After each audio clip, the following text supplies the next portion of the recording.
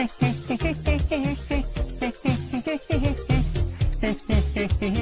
then another.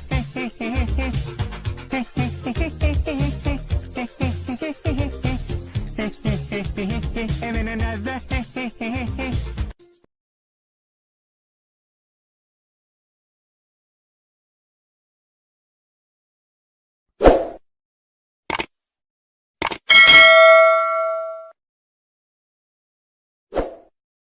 Showtime! Woo! Woo! Woo! Woo! Woo! Woo! Woo! Woo! Woo! Silent and profiling. Woo!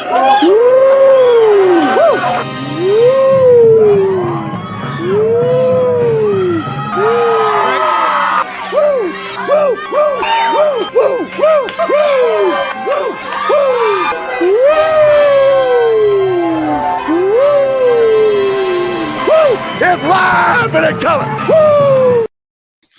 Welcome to the Mafia Sports Report on the Buffalo Fan Base Network. I'm your host, Tommy, to the highest degree, to the TOP from the 313. And by my side is my main man, my toucan Sam, the one they call the Apex Man, Mr. Mikey. What's going on, Mikey? Welcome to this losing Monday. This Black Monday. It's not Victory Monday. That's for damn sure. Oh, yeah, it's a dark Monday for Bills Mafia, but it's not too dark. It didn't eliminate us from any playoff or anything like that. No. We're still in very good shape as far as we already punched our ticket.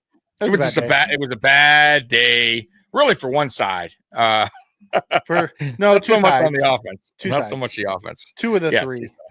Two of the three. Because our special teams, I mean, Bass had a good day. He was 6 for 6. Extra point, sure. Yeah. Martin was okay, but our coverage units and our return units couldn't even line up correctly. So yeah. No. Just bad day for defense and special teams across the board. It really was. What's going on, Big Bodega?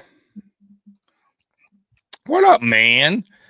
So we do have a Monday Night Football game going on right now, 7-7. Yep. Bengals and Cowboys, 9 minutes to go in the second quarter. So right now that was a close one. Did you watch last night's game? I watched bits and pieces of it. I did watch the doink. Only you just gotta laugh at shit like that now. I mean, it's like, that was a chip shot and he doinked it and it went through still. I mean, still went in. That was the most Chiefs way to win the division. I knew they were in trouble when they had a chance to, drive down and score the touchdown and they kicked the field goal to take the lead. I'm like, you can't give Patrick Mahomes 5 minutes. You're not getting the ball back. And that's what I meant about when we talked earlier in the season about the Chiefs.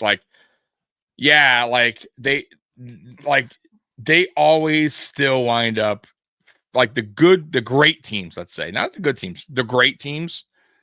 They always find a way to win, or the ball bounces their way sometimes. Like, it's just the way it goes, man. And for some reason, for the Chiefs, for forever, decades, it did. I mean, look at the fumble, right, for the Tom Brady tuck rule, which was a fumble. Stop, guys. You know what I mean? Like, they've had a lot of crazy things happen over there as well. So it just never has had the Buffalo Bills, for some reason, never had that luck. We've never had things really, truly go our way. You know what I mean? In important moments, that is. Not that I can recall. Yeah, NFL wants the Bengals to win. The INT ball clearly hit the ground. They didn't even review it. Yeah. There's some weird shit going on in this game. The refs have been bad all year. Is Matthew Frowning still employed? Yes. McDermott gave him a vote of confidence today and said he trusts him. How can you stand in front of your team, preach accountability, have a coordinator who has lost you 2 games, but not be able to get the right amount of people on the field? Yeah, it's wild, huh? I mean, that's absolute, and that's he's done that before. He did that in the cost us the Denver game. The Denver game, yes. Then we had 9 on that last play when we were going for an all-out block. Right? Like, come on, how's that? I mean, come on. Callie comes in and says we find out next week if we're superbound or not. I don't think next week it tells us if we're going to be superbound or not. Here's the reason why I don't think next week tells us really much. at all. I don't think there's an AFC team built the way the Lions are built. I don't think there's an AFC team built the way the Rams are built offensively. I agree. Can you think of a comparison for either one of those teams? I'll agree with that. I'll tell you what the only thing that the Chiefs have over both teams, championships and their coach, right? Like they have that built for them, right? Like they've been there, done that. They've been in tight situations, and let's just say hypothetically it was Lions Chiefs Super Bowl and it came down to the end, I would still pick the Chiefs, even though the Lions have the better team, in my opinion, the better offense, the more high-powered offense.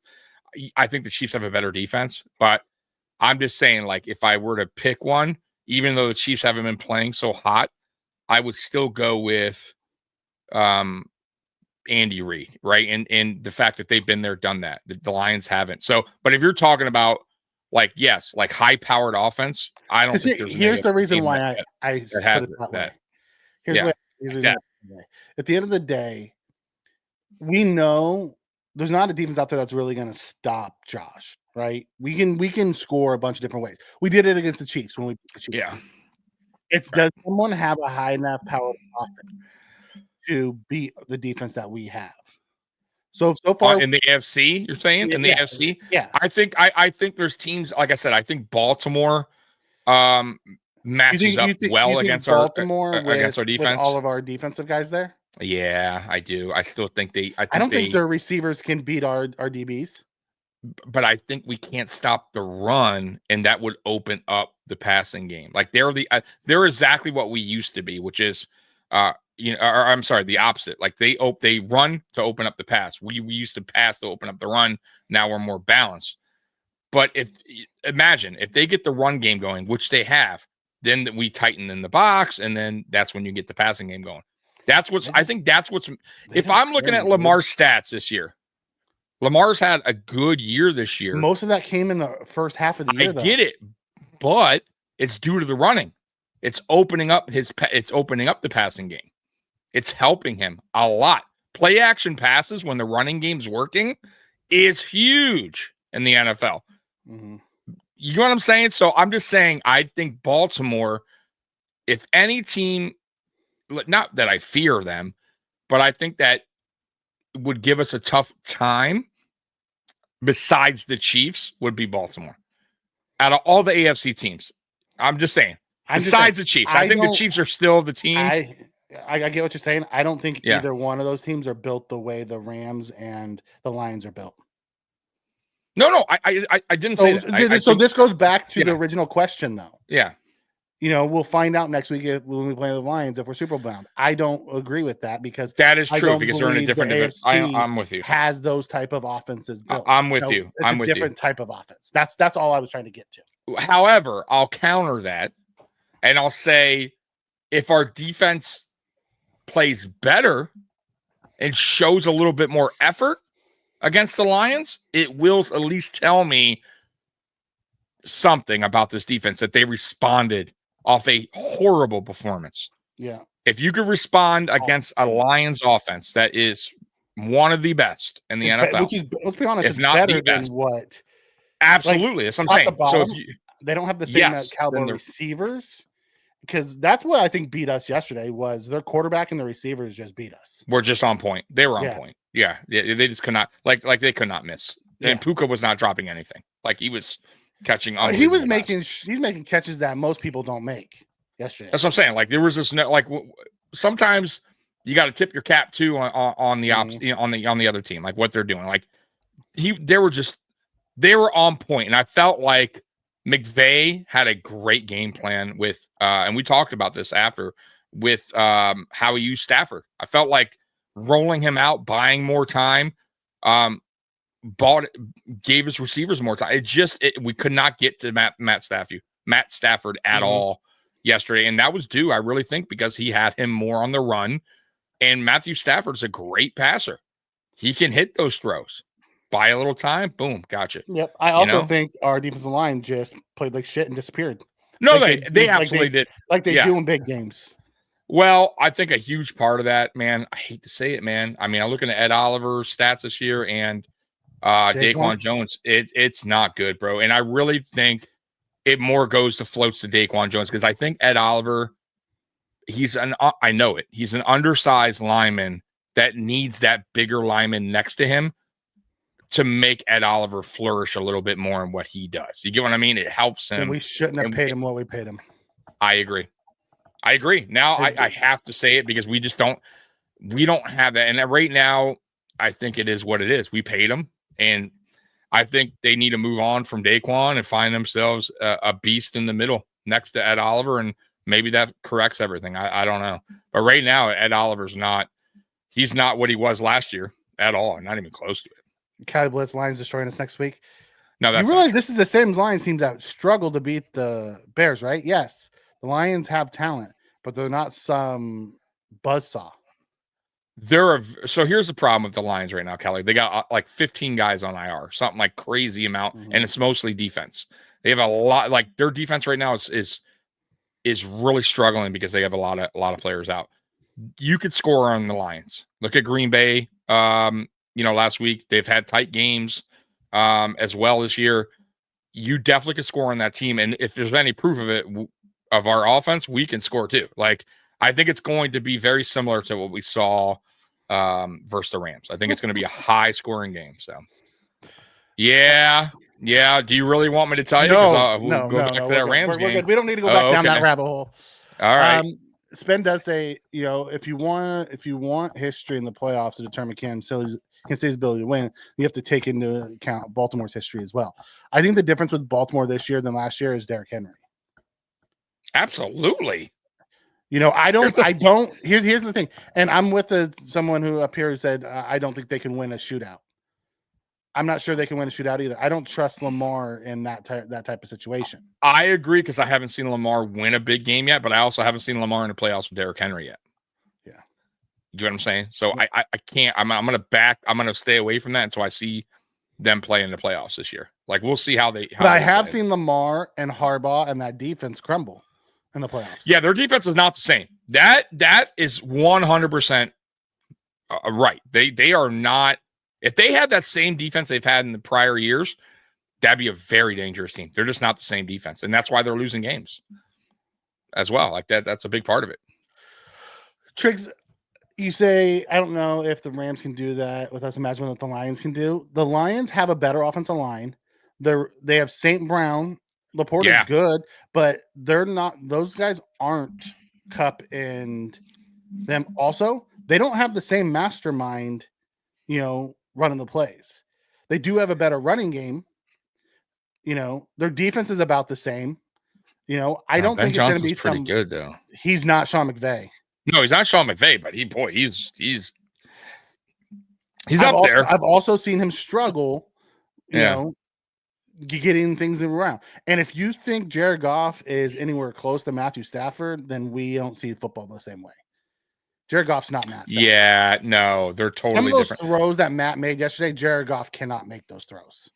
No, I agree with you. And also too, I still think Stafford, though he's still a pocket passer primarily, he has better legs. He still has better movement than Goff moving around the pocket, getting out of the pocket, creating a little bit more time. Goff just doesn't have that. That's not part of his game. If his protection breaks down, he's in a lot of trouble. He makes a lot of mistakes. Stafford really doesn't make a lot of mistakes like that. Yeah, I mean, look at Goff, 5 interceptions. Like not a couple games ago, right? He threw a terrible pass versus the Packers. Just throwing that out there. Like he makes some mistakes. If you can, the whole thing's gonna be, can we slow down the run? Because Goff's really good with play action. Yeah. If you can get to Goff at all behind that really good, offensive line, if you can hit him, he struggles. It's just what it is. Right. Yeah. It's gonna be one of those things. Can we slow down the run? Because I don't think the outside guys are gonna beat our 2 outside corners. I think St. Brown's going against Teron. So Teron might have another really bad day because St. Brown's one of the best. But I just don't think they have that same weapons on the outside that we struggled with this week. Mm-hmm. That's all. No, I don't think agree, the quarterback's the same either. I still think this is going to be a high scoring, Me too. potentially another shootout game. My whole point was this: if our defense responds, mind you, we're going from LA all the way back to Buffalo or Detroit. Like, it's a long, you got to take that consideration too. Like, the flights, like, crazy. And Detroit is on basically a mini bye week, right? Mhm. They haven't played in a while, so they got a lot of rest. If our defense responds, that's all I want to see. If they respond better, play better, then you know what? I'll feel a little bit more confident moving forward and into the playoffs with this defense going against a high-powered offense. You know what I'm saying? But if they shit the bed again, if they're giving up 40 points, yeah, it's not good. Yeah, we'll see how it plays out. At the end of the day, that's why you play the games. On paper, the Rams weren't supposed to touch us. Mm-hmm. And then Stafford got hot on one of those because he goes on these streaks where he's about as good as they freaking come, and then he'll get off the streak and he looks like an average quarterback. Did we we ran into a buzzsaw yesterday. Yeah, I mean, I don't think the team did this. I don't think so. But do you think after that San Francisco win, maybe we got a little ahead of ourselves? Maybe not cocky, but maybe went in there thinking we'll take care of this team, move on. No. I don't think it's their MO, but I don't think so. Do you think there was a little? They just came out flat. Okay. I think after the big emotional win of winning the division, yeah, that's where I'm going with it. Then flew across country. I think we came out flat and they jumped on us.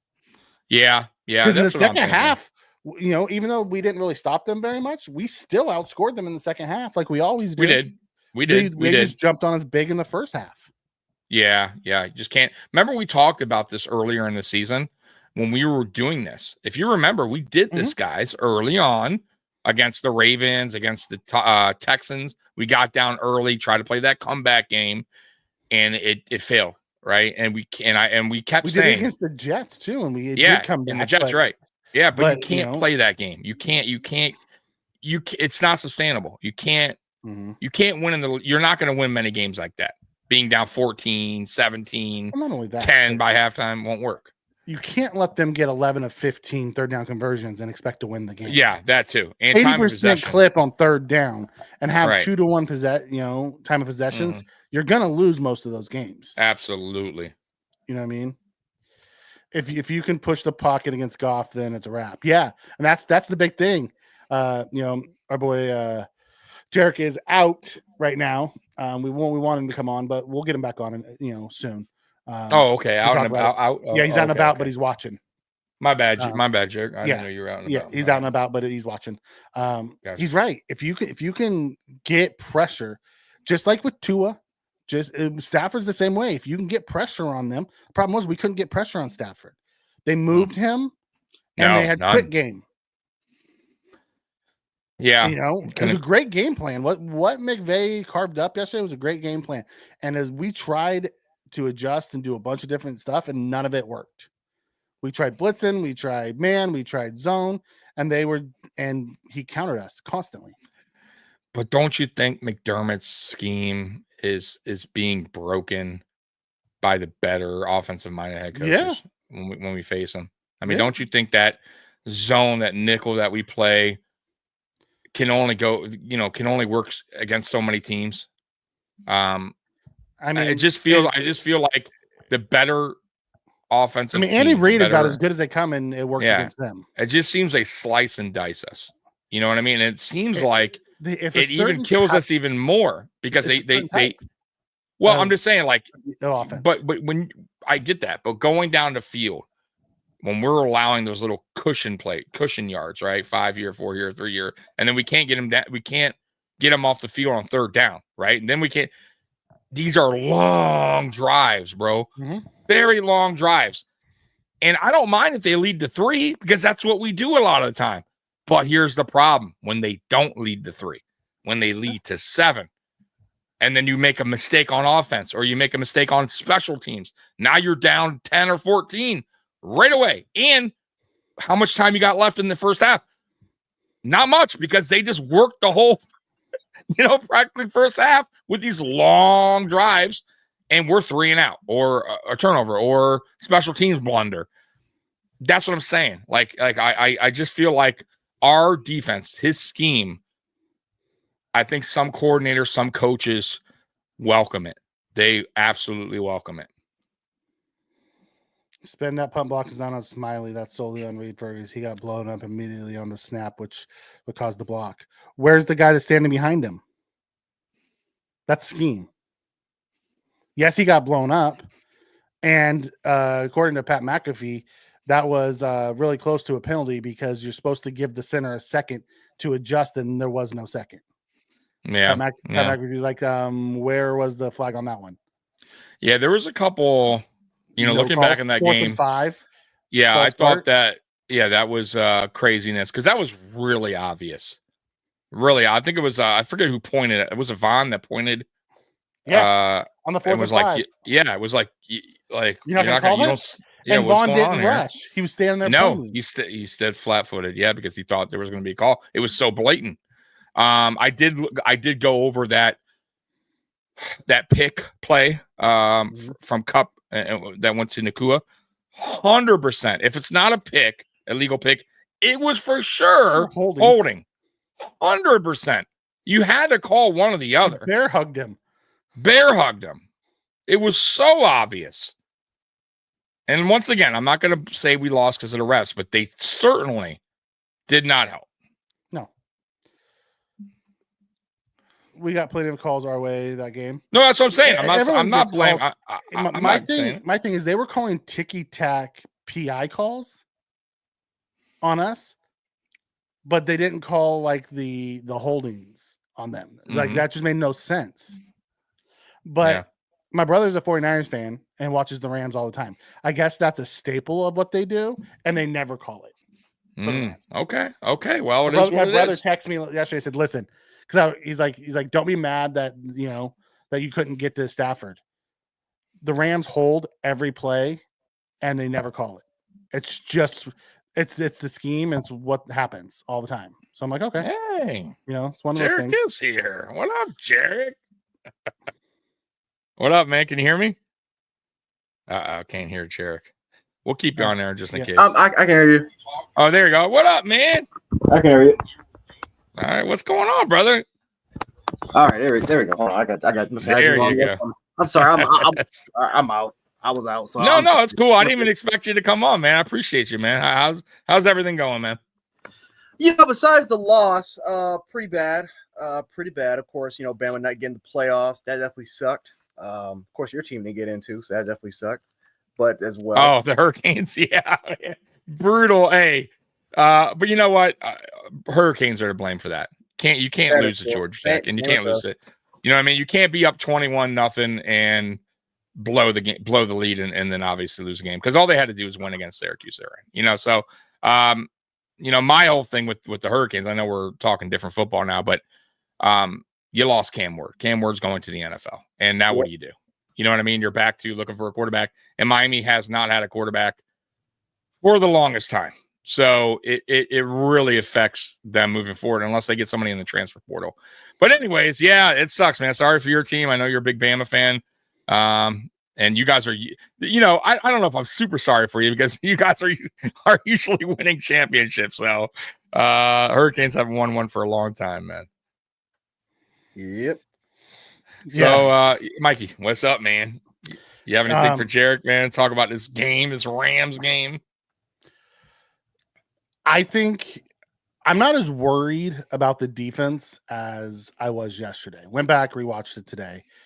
Some of the throws were just ridiculous, and the catches were like, most guys can't do some of the stuff that they did. There was actually some good coverage in some of that stuff. My biggest concern was the game management down the stretch. Jarek, what was your biggest takeaway from yesterday's game? Our interior defensive line sucks. I am scared to death because the biggest reason why we lose playoff games is again we've had key players. Obviously we've had key players hurt, man, but every single time we get to the playoffs, the biggest weakness is the interior defensive line. We can't get. Matthew Stafford was phenomenal. He was able to make key throws. Yeah. He was able to, like, his ball placement was absolutely amazing. The receivers, we got to give credit to these receivers because these corners. Like I said, I thought Teron Johnson in terms of coverage was not bad in man coverage. A lot of these guys, they were in the right positions. They were trying to knock the ball out. Typically, like, if the receiver catches it, you have to try to knock it out. We were trying to do that. Literally Cooper Kupp, when he caught it in double coverage. Matthew Stafford placed it where only Cooper Kupp can get it, and then when Cooper Kupp caught it, I think that was Douglas. Douglas actually knocked the ball out. Yeah, caught it with his knee. Caught it with his thigh. Like, I'm like, it's just some things you can't. We did everything right. We ran a lot. We ran 0. We were in 1. We were in we did everything. But I will say this interior defensive line, Matthew, there was the last couple times that he was hit, or the only 2 times that he was hit was when we were able to generate a push from the pocket.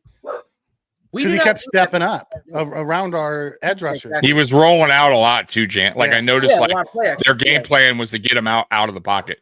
If you notice, like, I never really seen him roll out that many times in the game. Like, that was crazy to me. That had to have been, they saw something in our defense, and then they got him on the outside. They bought more time. I like, that's how I felt how that game was going. I'm like, this is different, because Matthew Stafford doesn't really do that a lot. He usually stays in the pocket, and he was moving a lot. Yeah. He was rolling out and just making that throw. I will say this though, Ed Oliver, because I had to go back and watch it too. He got double teamed a lot. They tried to run some stunts to try to free him up. No, they were keying on him for the majority of the game. That's concerning, man, because if we don't have anybody that can complement, because Ed Oliver, let's be honest, he's 6'1", he's 280 pounds. He's not big. He's not. Yeah, exactly. If you're going to run if your defense is going to be in base nickel, you have to get a bigger defensive tackle. This is why I kept pounding the desk to get Braden Fisk in the second round. Because Braden Fisk would have we needed a Jordan Phillips today. We needed somebody that can establish. Yeah, we said that too. I said that yesterday. We don't have it. Jackson, Dwayne Carter, who clearly that wrist is bothering him because he kept holding it for the majority of the game. I don't know if y'all saw that, but on the sideline, kept holding his wrist. Like he's not fully recovered from that wrist injury. Jordan, Quinn Jefferson just, oh my God. And then why are we playing him at D end? I don't know what we're doing. I said it too earlier in the podcast. I don't know if you heard me, but Daquan Jones is a shell of himself this year. Yeah, it's Sweat in the middle would have been beautiful. Yeah, and he's really. I feel like that's what's affecting Ed Oliver big time. It's the guy next to him. Yep. Because Ed Oliver needs that bigger DT next to him. He has to. That's what makes Ed Oliver flourish when he has that bigger body next to him. Tommy, you don't have it. It's done. You're done. I'm sorry. Yeah, because we know what's going to happen, right? We can finish the season off 13-4. We'll get into the postseason, but there's going to be that one game where you're going to go against a more physical offensive line that just from a matchup standpoint, schematically, they're going to win, right? I never in my wildest dreams that I think that I ever think that the Rams, who have been banged up at the offensive line position, they killed you in pass pro. And Bo Lemieux, who I liked a lot coming out of Arkansas, he killed. Daquan. It didn't matter if it was Daquan Jones. It did not matter. I am telling you that if we cannot generate a push from that interior defensive line, because our edge rushers did their job, right? You're forcing the. You're not going to get a lot of sacks with these edge rushers. The whole point is to apply pressure. Von Miller and I thought Rousseau did a pretty solid job in terms of. I did too. I thought they got a lot of heat and they shouldn't have. I didn't think they played excellent, but I thought they played good. Were mad about the no sacks, so they answered no to say that the edge guys didn't do anything or the whole defensive line didn't do anything. It's not. This defense is not. It's not tailor made for sacks. It's tailor made for errors, interceptions, turnovers. That's a McDermott scheme. Yeah, that's what he wants. Tommy, Mike, I can guarantee you this. I guarantee you Rousseau would have had 10 sacks if we just had another defensive tackle that can complement Oliver. Give me another guy that can give me another interior pass rusher that has size. I can guarantee Rousseau has 10 sacks right now. We don't have anybody that can. You know what's crazy? We've had they're not flush in the pocket. We've had multiple chances to draft another 1 tech, and we keep do it. And we took a 3 tech. Yeah, it's wild. And a safety that we don't even play. Yeah. In the second round, we could have grabbed one of those big 1 techs. Yep. Instead, we went with a safety that we won't even put on the field. Could have grabbed Braden Fisk. You could have grabbed. Yeah. Yeah. But instead, we grab wild. a guy who we won't even put on the field. Man, it just and another thing too, Jarek, and I know you talked about it on your channel today because I saw your video on your frustration on McDermott. I did my own little ranting 1-hour video. Dude, like my whole thing in that game was the defense once again was flopping. It's a defense. He's a defensive-minded head coach. That should never happen. Right, and it's happened multiple times, especially in the playoffs. Your defense is. The game is not going the right way for your defense. You're going. You have the ball on offense with about a minute left, 4th and 2. You don't go for it when you need points. You have to have points, and then the timeout at the end. Running Josh Allen instead of passing or calling a better play that saves our timeout. Well, not this is yeah. And I just thought he was turning the page a little this year. You know what I mean, Mikey? Even with that, why if we're gonna run the quarterback sneak, that's fine. Run the tush push, but line them up correctly. We didn't. That's what I'm saying, right? It was just all. It's like, what are we doing? And then it was. Yeah. Oh my God! A lot of people have a problem with the 3rd and 17. I have no issue at all because I understand what you're trying to do. You're trying to get them out of field goal range. But then why would you call quarters? Why are you calling quarters and no one's playing match, no one's playing. I give them right. You're playing quarters, and they allowed him to get better yardage. Right. It was 4th and 5 rather than 4th and 7. So you just wasted a minute and 25. You just wasted a minute and 20 seconds for nothing. Right. Oh yeah, right. to give him 2 yards better. Right, to give him more yards on top of it. Guys, give him an easier 4th down. I'm not sure McVay goes for it on 4th and 7 there. I think he has a tough time. When it got to 4th and 5, he's like, okay, the numbers played better because McVay's very much analytical. The numbers looked a whole lot better at 4th and 5 than it did at 4th and 7. Yeah, he gave him extra time to think about it. Right, go for and they call a better play on the 3rd down too. Now he has to. I don't know, man. I think once again though, and then people want to point to the players about execution player. These are McDermott guys. This is what you built. This is what you put together. 8 years. So you want to blame the players? Blame the guy that put it together. He's the one that put the band together. Don't be mad now that the band can't play the trump. One of the guys can't play the trump, right? I mean, it is what it is. These are your guys.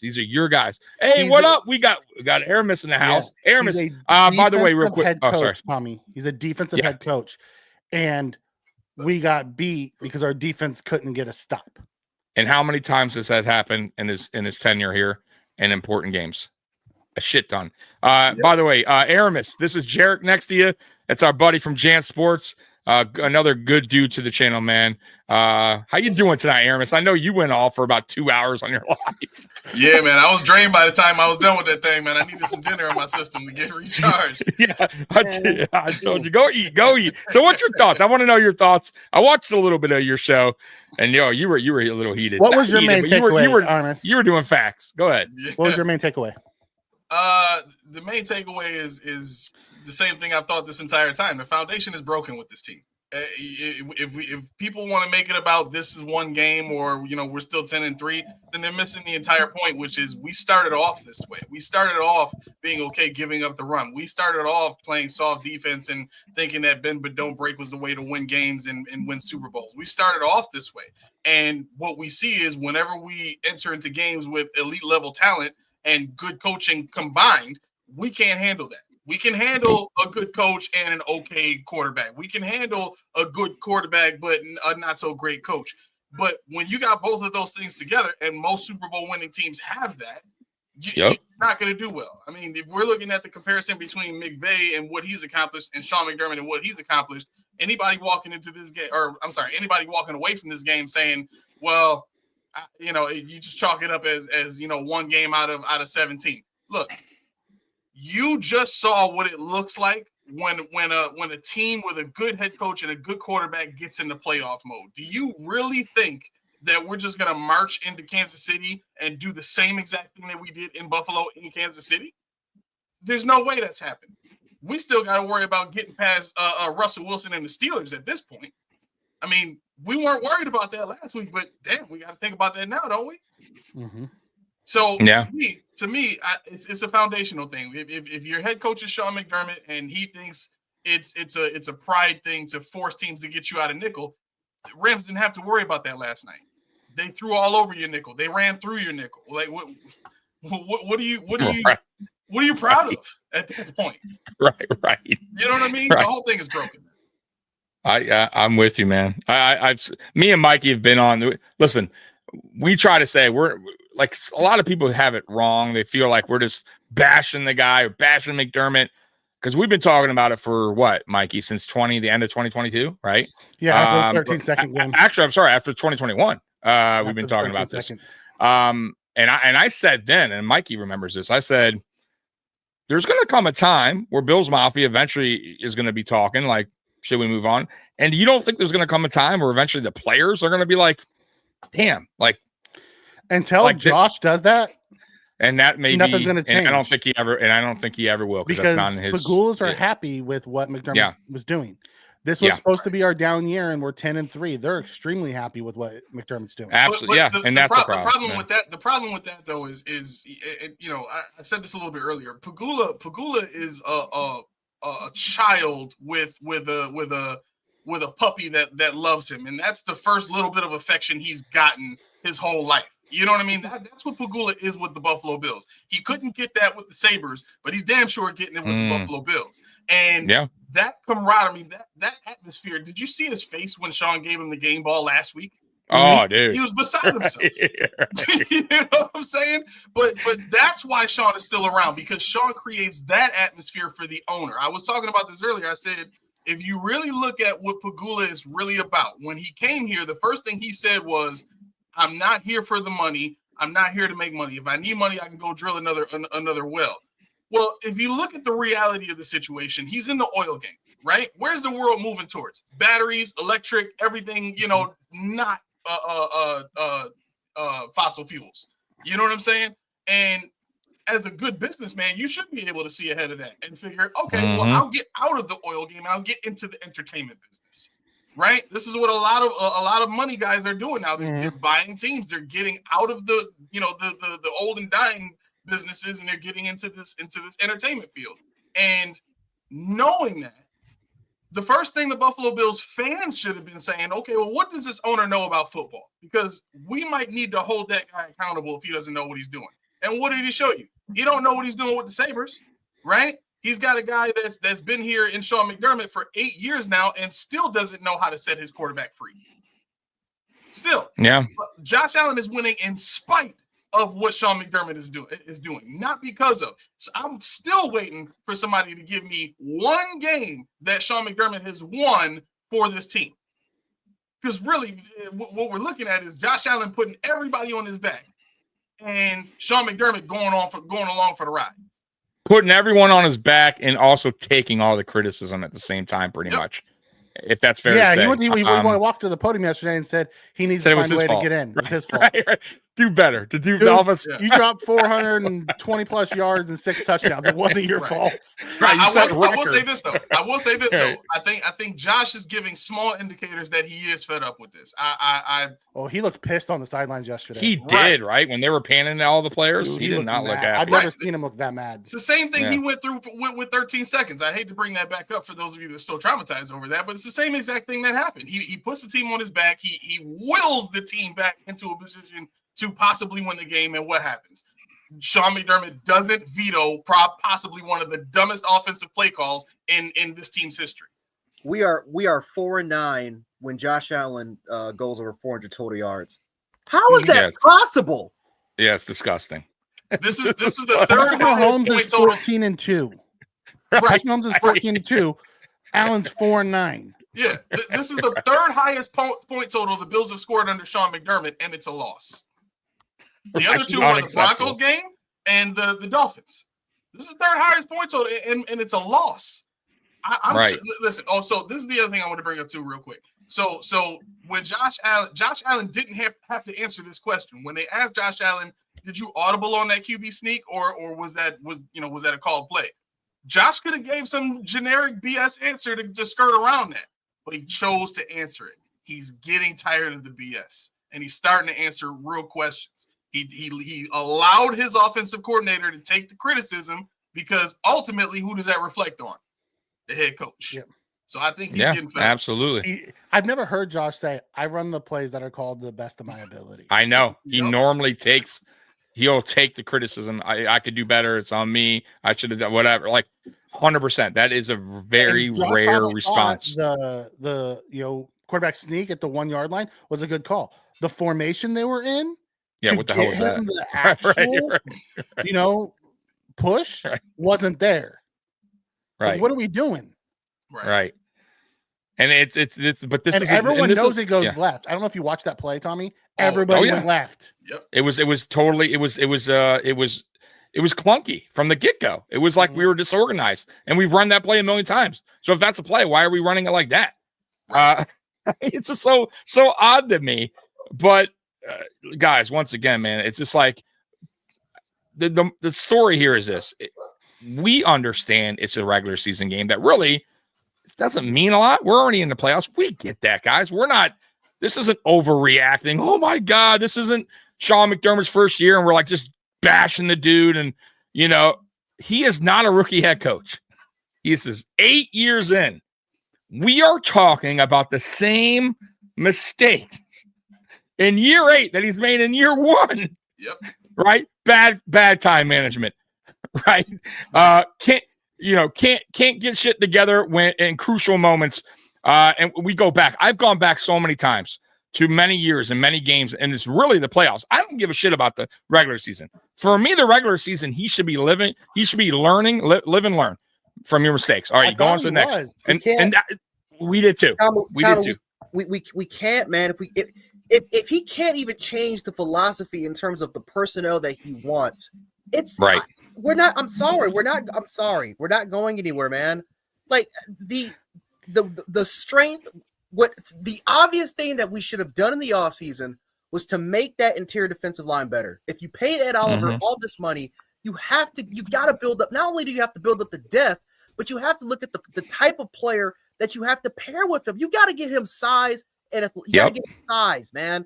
And the fact that we don't have the quality, we didn't like all those millions of dollars that we put on the defensive line. But you got guys that are supposed to be rotational guys, or people that are they're secondary. They're not primary guys, people that you're supposed to put on the defensive line.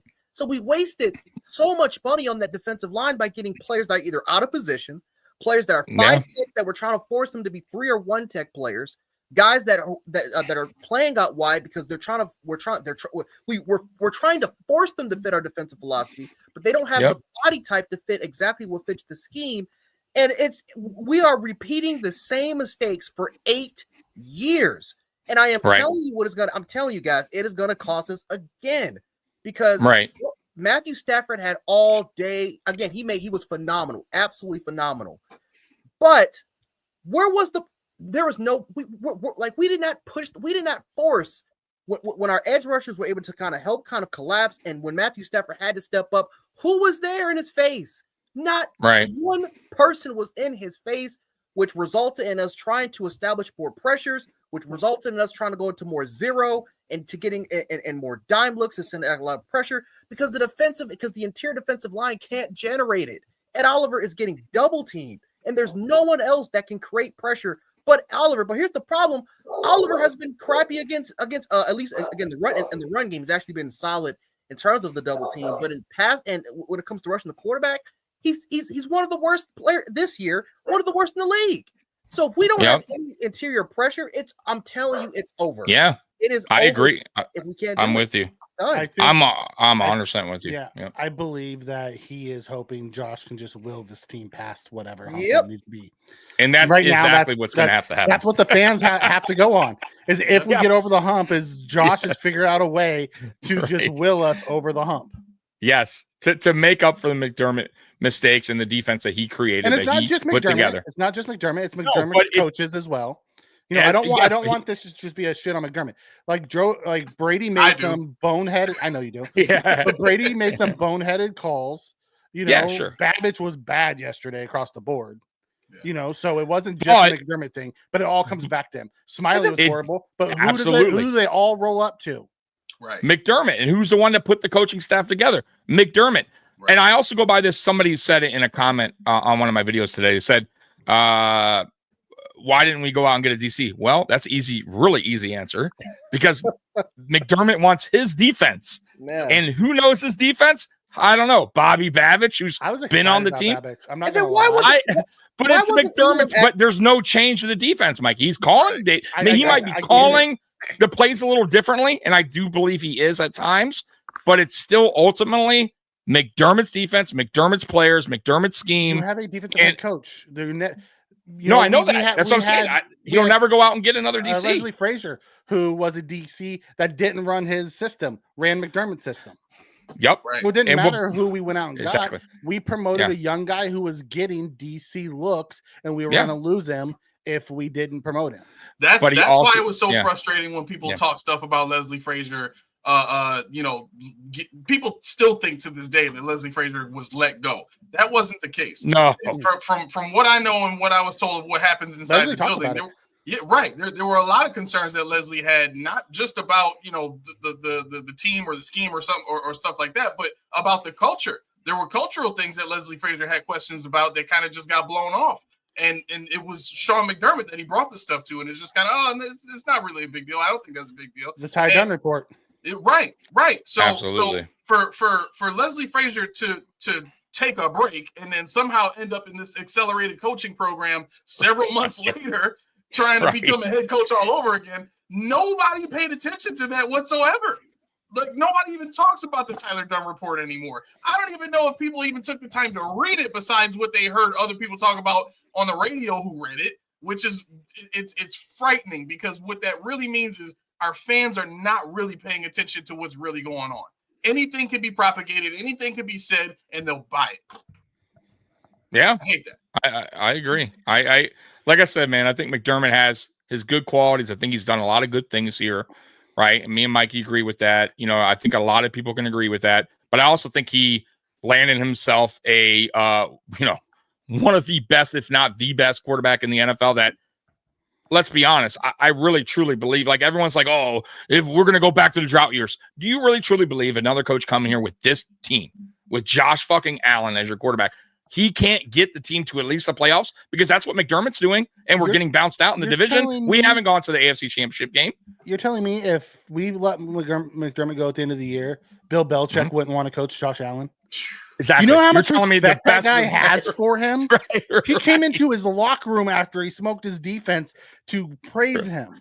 Right. You're telling me that Bill Belichick or one of those types of coaches wouldn't want to come here and Right. coach Josh Allen? Right. We're just going to go off and get the Cornell offensive coordinator, some bum. You know, Right. Ted Baginski, or whatever the hell I his trust name is. Brandon Bean enough Stop. to think he would be able to find us a good head coach. Yes. Right. A coach that knows. Listen, and even if worst case scenario, he only makes the playoffs. Well, guess what? That's what Sean McDermott's doing. Right. What's the difference, Scott? How bad can it really? Now, Because I that's what's wouldn't- happening. I wouldn't want a first-year head coach if we did. No, I wouldn't move either. on. I get that. I would want someone like Belichick or someone of that I'd want an offensive minded I head don't know. coach for Like, sure. and that's the other thing Dude, about think about the biggest issue the Bills have right now. It's game His management. defense is true too. Who's a better game manager than Bill Belichick? right, but And who would is get the Bill defense gonna on point? Right. Would Bill keep Babbage or allow another defensive coordinator that plays a 4-3 system that fits what we have now? Would Bill allow that guy to come in and coach this defense? Because if you're talking about switching everything to a 3-4, we've been through that when Mario Williams was here, and that didn't work. Rex Ryan flopped with that idea. Yeah, So yeah, he the failed thing on that about- one. down the stretch, Bill stopped doing the 3-4 though. He started running, 3-3-5s, 4-4s. He started running a multi-scheme. Once he got rid of the second version of the dynasty. And but can these Bills players now on this team do that? Because if not, then that's the question. Yeah, and then you got a problem. Yeah, I do not trust Terry Pegula to make a hire. I'm sorry. Terry Pegula is a terrible. He is a terrible sports owner. He is a terrible owner. Yep. This is the one thing I'll give Terry Pegula credit, because he knows nothing about sports. He will let you run the organization. He will not. He will say, "Okay, you know what? I'm going to hand the keys to you. I'm gonna let you know what? I'm just going to sit back and just see what you need to do." McDermott got Brandon Beane. A lot of the hires in the building was because of Sean McDermott first. Then Brandon Beane was able to do that. Then of course with the Buffalo Sabres, when he actually tried to make a decision, he let go of Lindy Ruff, which was stupid, because that's a playoff. That's the guy that consistently got your team to the playoffs. One of the best coaches, about the best coach in Sabres history, and he had no idea what he was doing. He had no idea what he was doing. President after president after president, GM, different head coaches. Sabres haven't been to the playoffs in 13 years since he took over the organization. I don't trust this man at all to make a football decision. I'm sorry. Vrabel would be a good one. Vrabel would be a good one too. I don't even think he knows who Mike Vrabel is. But you're also assuming that Pegula is going to be the one that does the hiring. You don't think he would let Beane go out? You don't think Beane would be able to choose a good head coach candidate?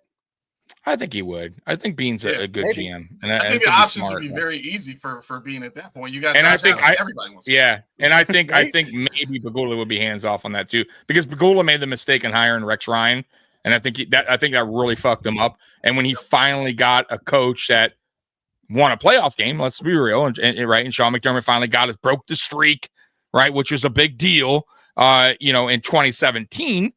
Can we stop saying it that way? No, I know that, because I get it, but we have to, right? It is what it is, right? He was technically he's the coach, and I get it. It was kind of a weird how it went down, but it doesn't matter. We got in with Tyrod Taylor, though I still think when you really go back in the McDermott era, he made some terrible decisions. Then he benched Tyrod for Peterman.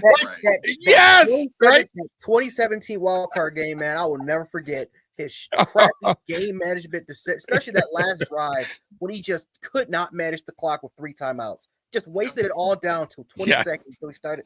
That's what all started for me. It all started that day. Why would Vrabel be better than McDermott? Game management. Yeah, that's pretty simple. That by itself would be the difference. Anytime you can take Tannehill to the AFC Championship game, you're better than McDermott. I'm sorry. Hands down.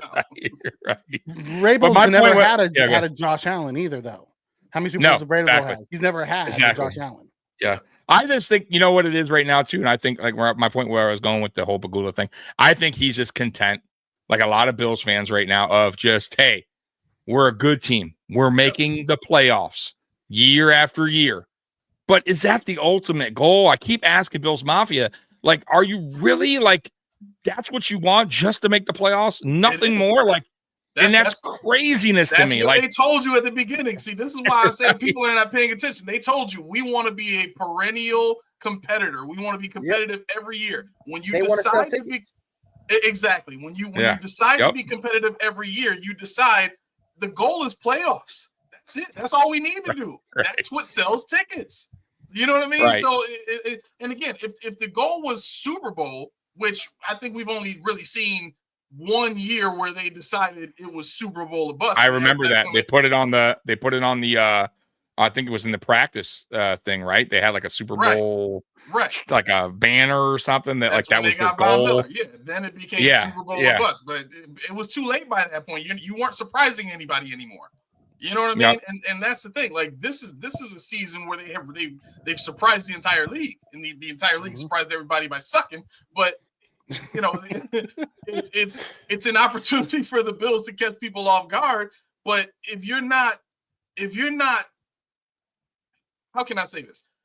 A prime example of what we could have been giving Sean McDermott credit for this season is in the Chiefs game. he did not coach like he usually coaches in that game. Right. Yes. Right. If he had stayed consistent with that mentality the rest of the season, I don't think we would have seen what we saw last night.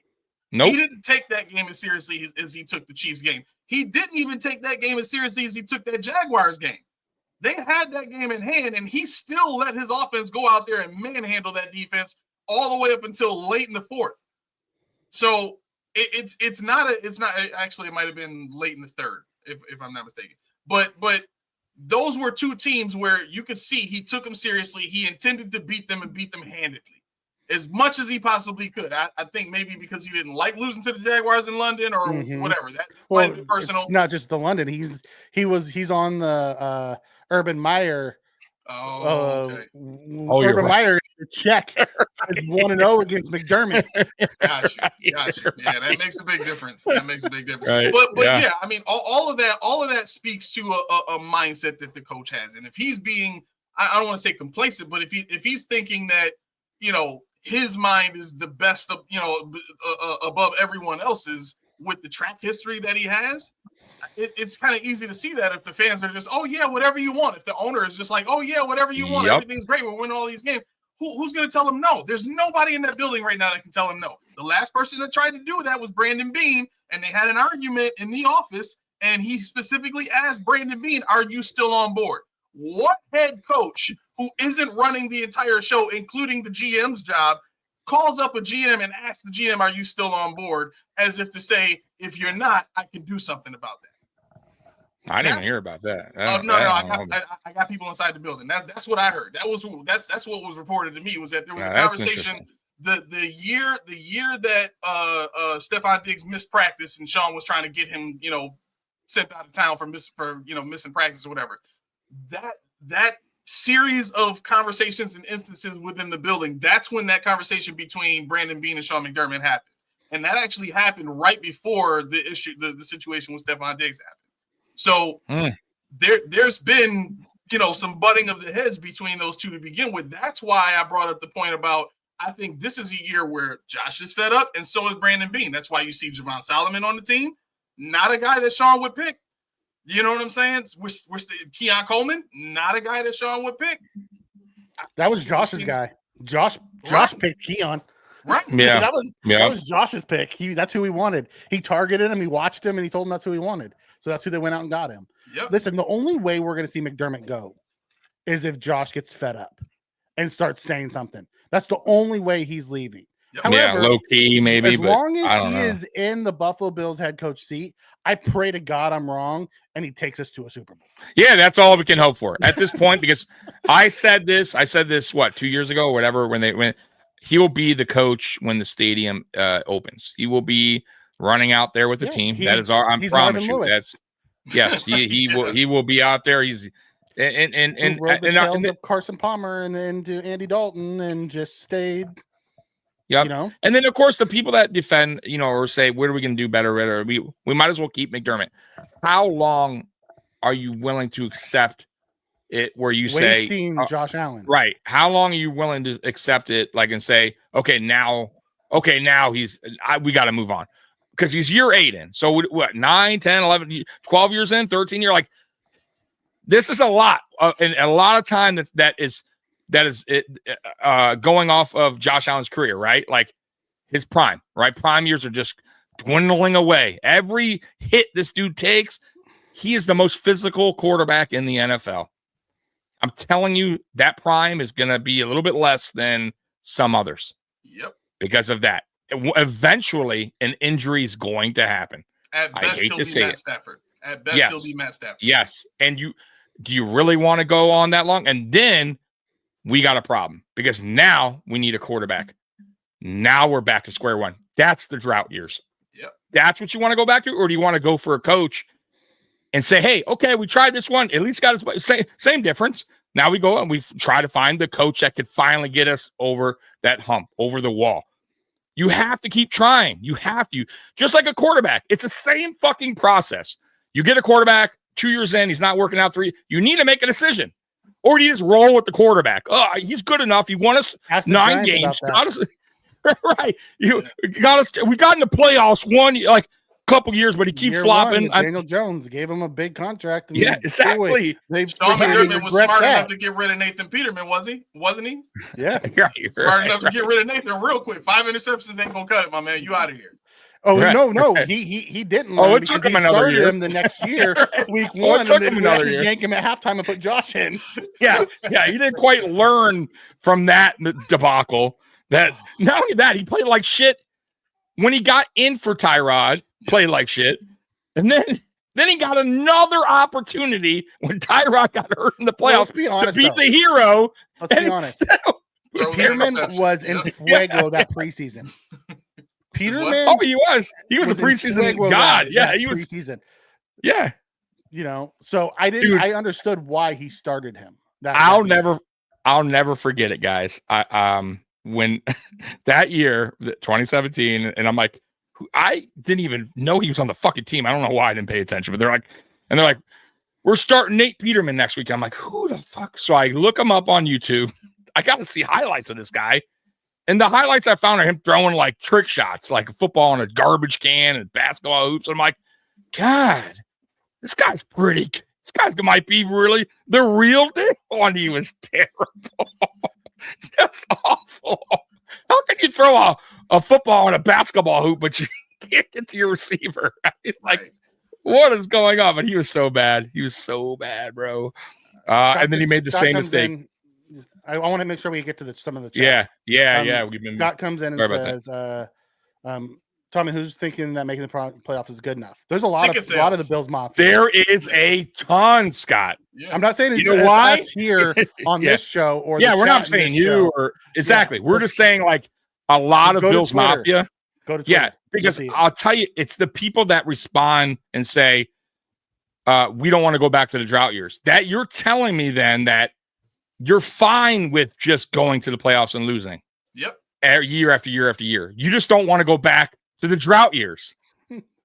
So that's what I'm saying. And that means to them, at least what we could say as a fan, hey, my team got to the playoffs. We won the AFC East. Who cares? At this point, I'm so used to it. I don't care. There is no way Sean McDermott came into this, or any coach goes into a team and goes, you know what? Year after year after year after year, I just want to make the playoffs. That's it. Let's get out. No way. They have a goal in mind. First year, right? Let's get to the playoffs, right? That's generally what a new coach, let's just at least get this team to play. Then the next year, your goal is what? To win the division. Let's win the division. Then usually your next goal is to what? Win the NFC or AFC, right? You win the conference. Then you got first seed. Then your next goal is the fucking Super Bowl. I mean, and I don't see it. We've been knocked out of the divisional every fucking year except for 2020. We have not been back to a championship, AFC championship game since 2020, guys. Tom, not even close. We don't have the right pieces. I'm sorry. No, if you want to win a championship, you can't. You got to have it. You got to have a better interior defensive line. Look at the Chiefs. Why do you think that the Chiefs had key players time after time after time again? They are itching for Minihue to come back because Minihue is he's the cleanup guy. He's the guy that once they push up that pocket and that quarterback has to take that step back, who's going to be right there? They need that key edge rusher, which was the Frank Clarks, the Amenahues, and the George Karlaftises. Right? You look at the Tampa Bay Buccaneers. You had two key interior defensive linemen that can push that pocket, and then they have those outside rushers that can go out there that can clean up. But they had guys in the middle that can create havoc. The Lions have two dudes in McNeil, who's coming back this week, McNeil, and DJ Reader, who can create havoc in that interior. The Packers have guys that can create a havoc in that interior. We don't have those guys. Well, Ed Oliver has the potential to do it. The problem is that he is small. But if you're going to have a small guy and playing that nickel defense, you got to have you have to have a guy with size and athletic ability that can do it. And for 8 years, we have ignored it. The closest person that was to that is Daquan Jones from last year. Why was that? That was the perfect was Daquan Jones until he torn his bicep. But unfortunately, Daquan Jones isn't that right person. And then I think from the secondary wise too, if we're gonna have situations like that too, if we can't really apply that much pressure and we have no choice but to play a lot of man coverage, why is Kiara Elam inactive? Because Russell Douglas is in the man corner. and he's getting. Yeah. I wonder why he's getting burned. He's not a man corner. So it's just we don't have the right pieces. Like I have to ask this. So much you can do. We just don't have the right pieces. Spin real quick. I want you to respond on this. Just throw this at me. You said you're not fine. I'm not fine with going to the playoffs and losing. I'm also not fine with firing McDermott right now. Okay. When are you fine with firing McDermott then? And that's a real question. That's a valid question. When is a good time then? What needs to happen in order? What needs to happen? Exactly. So I really would like to know that from all of you guys, the people out there that don't think it's a right decision if McDermott can't get the job done after this season, because then we're going into year 9. I'm just curious. I want to know from you guys, and this is an opinion, and we can debate or talk about that, but I'm very curious what your thoughts are about that. Like, what would it take? Like Mikey say, what would he have to do to the point where you're like, I'm fed up. We got to move on. Because I'm to that point. Someone asked about Dwayne Carter. Dwayne Carter played yesterday. He did not do anything. No, he did nothing. And I like him. You need to find a head coach that's better than him. Vrabel's not better. I disagree. So you would fire him if there was a head coach who was available that's better? Is what you're saying? Well, we had Sean McVay or Sean Payton out there. Payton. We didn't do. Could have had a chance there. Yep. Jim Harbaugh. Jim Harbaugh. Yep. Jim Harbaugh. Yep. There you go. With Jim Harbaugh, we didn't do it. So there's been head coaches out there. Absolutely. Right. What about KOC in Minnesota? We could have had him after the 13 seconds too. Yep. But yeah, man, it is what it is. Well, I know this. We've been on this McDermott talk for a while, and I know some people are over it. Almost an hour. Yeah, I get it. It's important. It's important. It is important just because listen. I think all of us were here for one reason. We're passionate about this team. We love the Buffalo Bills, right? We wouldn't be on here talking hours about them if we weren't. We love this team. We want a Super Bowl, but there's things that are holding us back, and in our opinions, right? Mm-hmm. McDermott is one of the people, and he's the head coach. It's not like he's one of the people and he's just an assistant or the special teams coach, and we're like, damn, he has to go. He is the head fucking coach, which is a lot. Is everything for a football team. Is everything for a pro sports team. Me and Mikey talk about this all the time. Go back and look at other sports everywhere around the league that has had coaches that were there for a long time. Fans loved them, winning record, but they couldn't get the job done. They couldn't get a championship. They let that coach go eventually. They moved on. They brought a new coach, and that team won a Super Bowl or NBA championship. We talk about the Warriors. We talk about the 2004 Pistons. When we let Carlisle go for Larry Brown, it happens all the time. Look at Cincinnati. They stuck with their head coach way too long.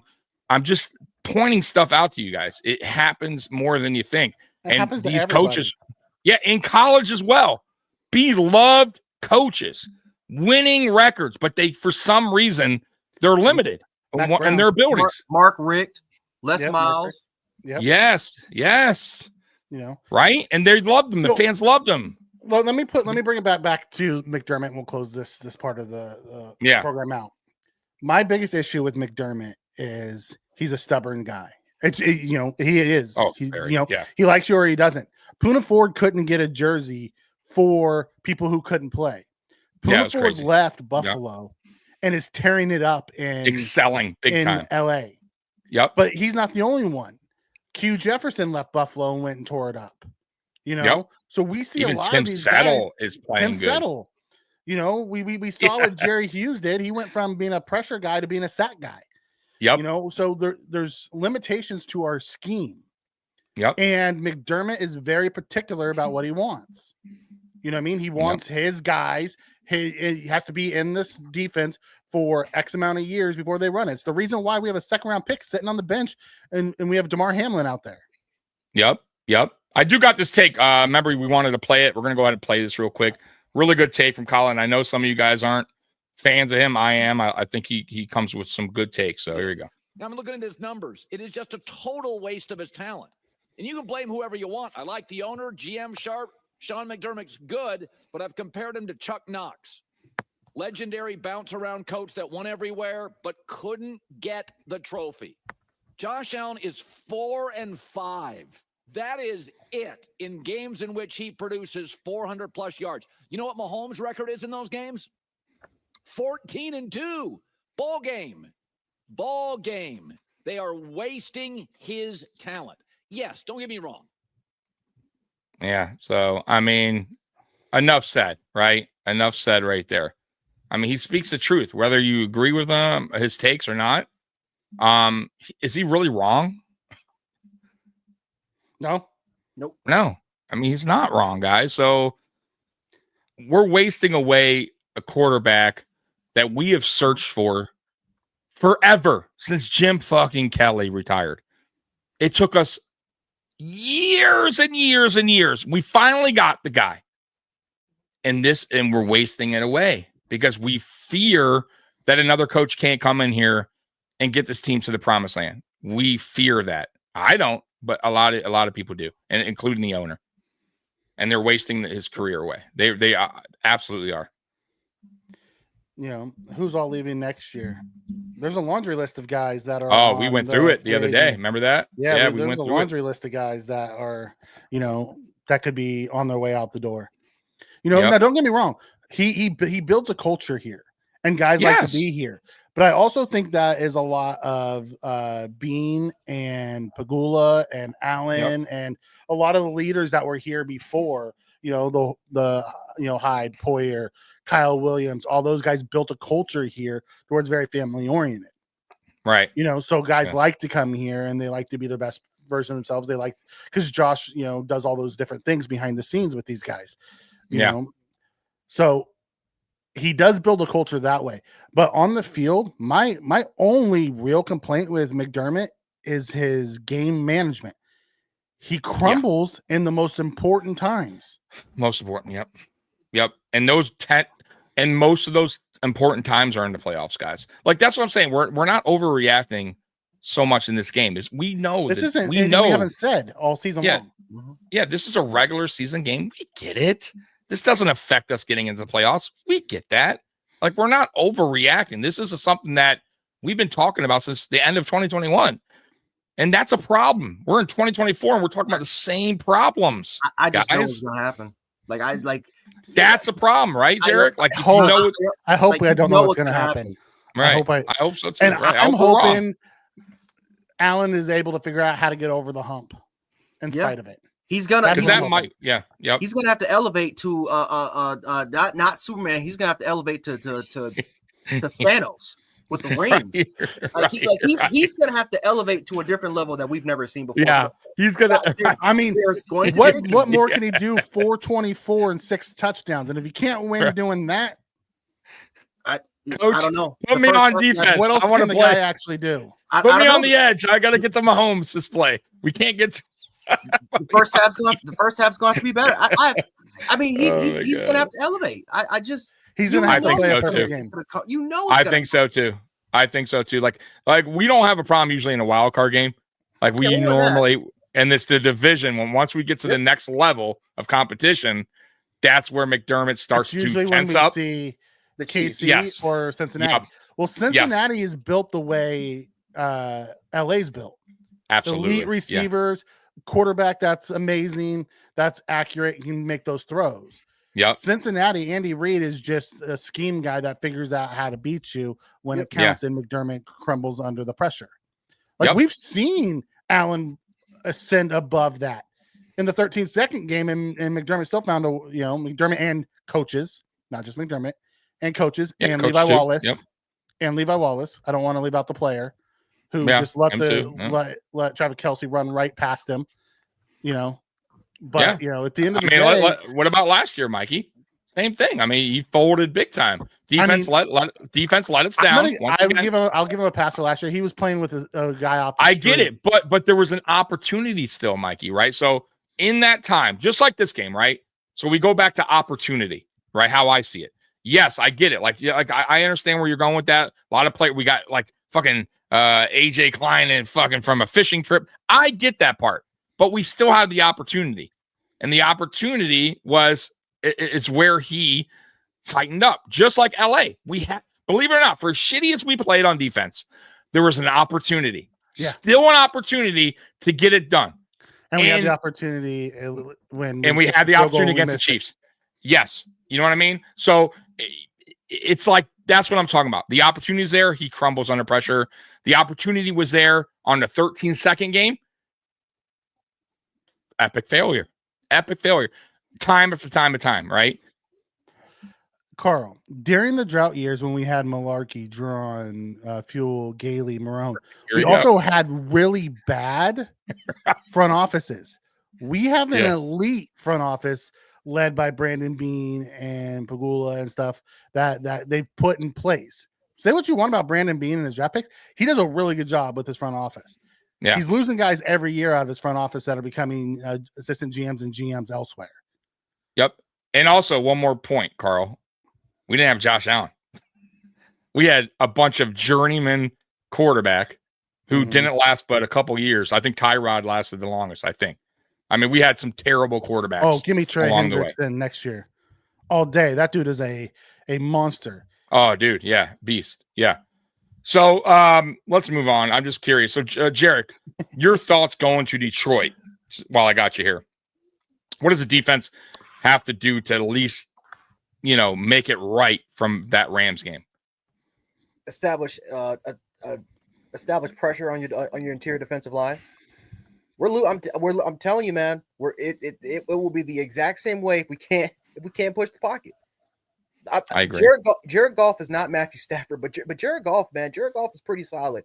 Right? He's solid. Yeah. If you give him time, he will shred you up. The Lions run a I would say a more advanced version, in my opinion, than the Dolphins offense. I would say that it's a timing based offense. Jared Goff, you give him you give him 2 steps, give him a couple seconds, the ball's out of his hands pretty quickly. They run a lot of motion. They run a lot of motion. It's a zone, or even sometimes even a block scheme at times because of how it's led. Because again, they have a lot of versatility on their offensive line. You have a couple guys and Zeiler and their center and their other guard, really really good in terms of and they have 2 of the best tackles. Right, zone block, they run a lot of action. It's a very very complex scheme because again, you run a lot of motion, which they kind of go off of it, which results in a lot of play action. JMO runs a lot of crossers. He likes to run that deep cross, or sometimes even that skinny post. They run that with St. Brown coming on the shallow cross. Yep. Going opposite ways and to confuse the defense. Yep. And then they have Tim Patrick or Laporta sit in the middle.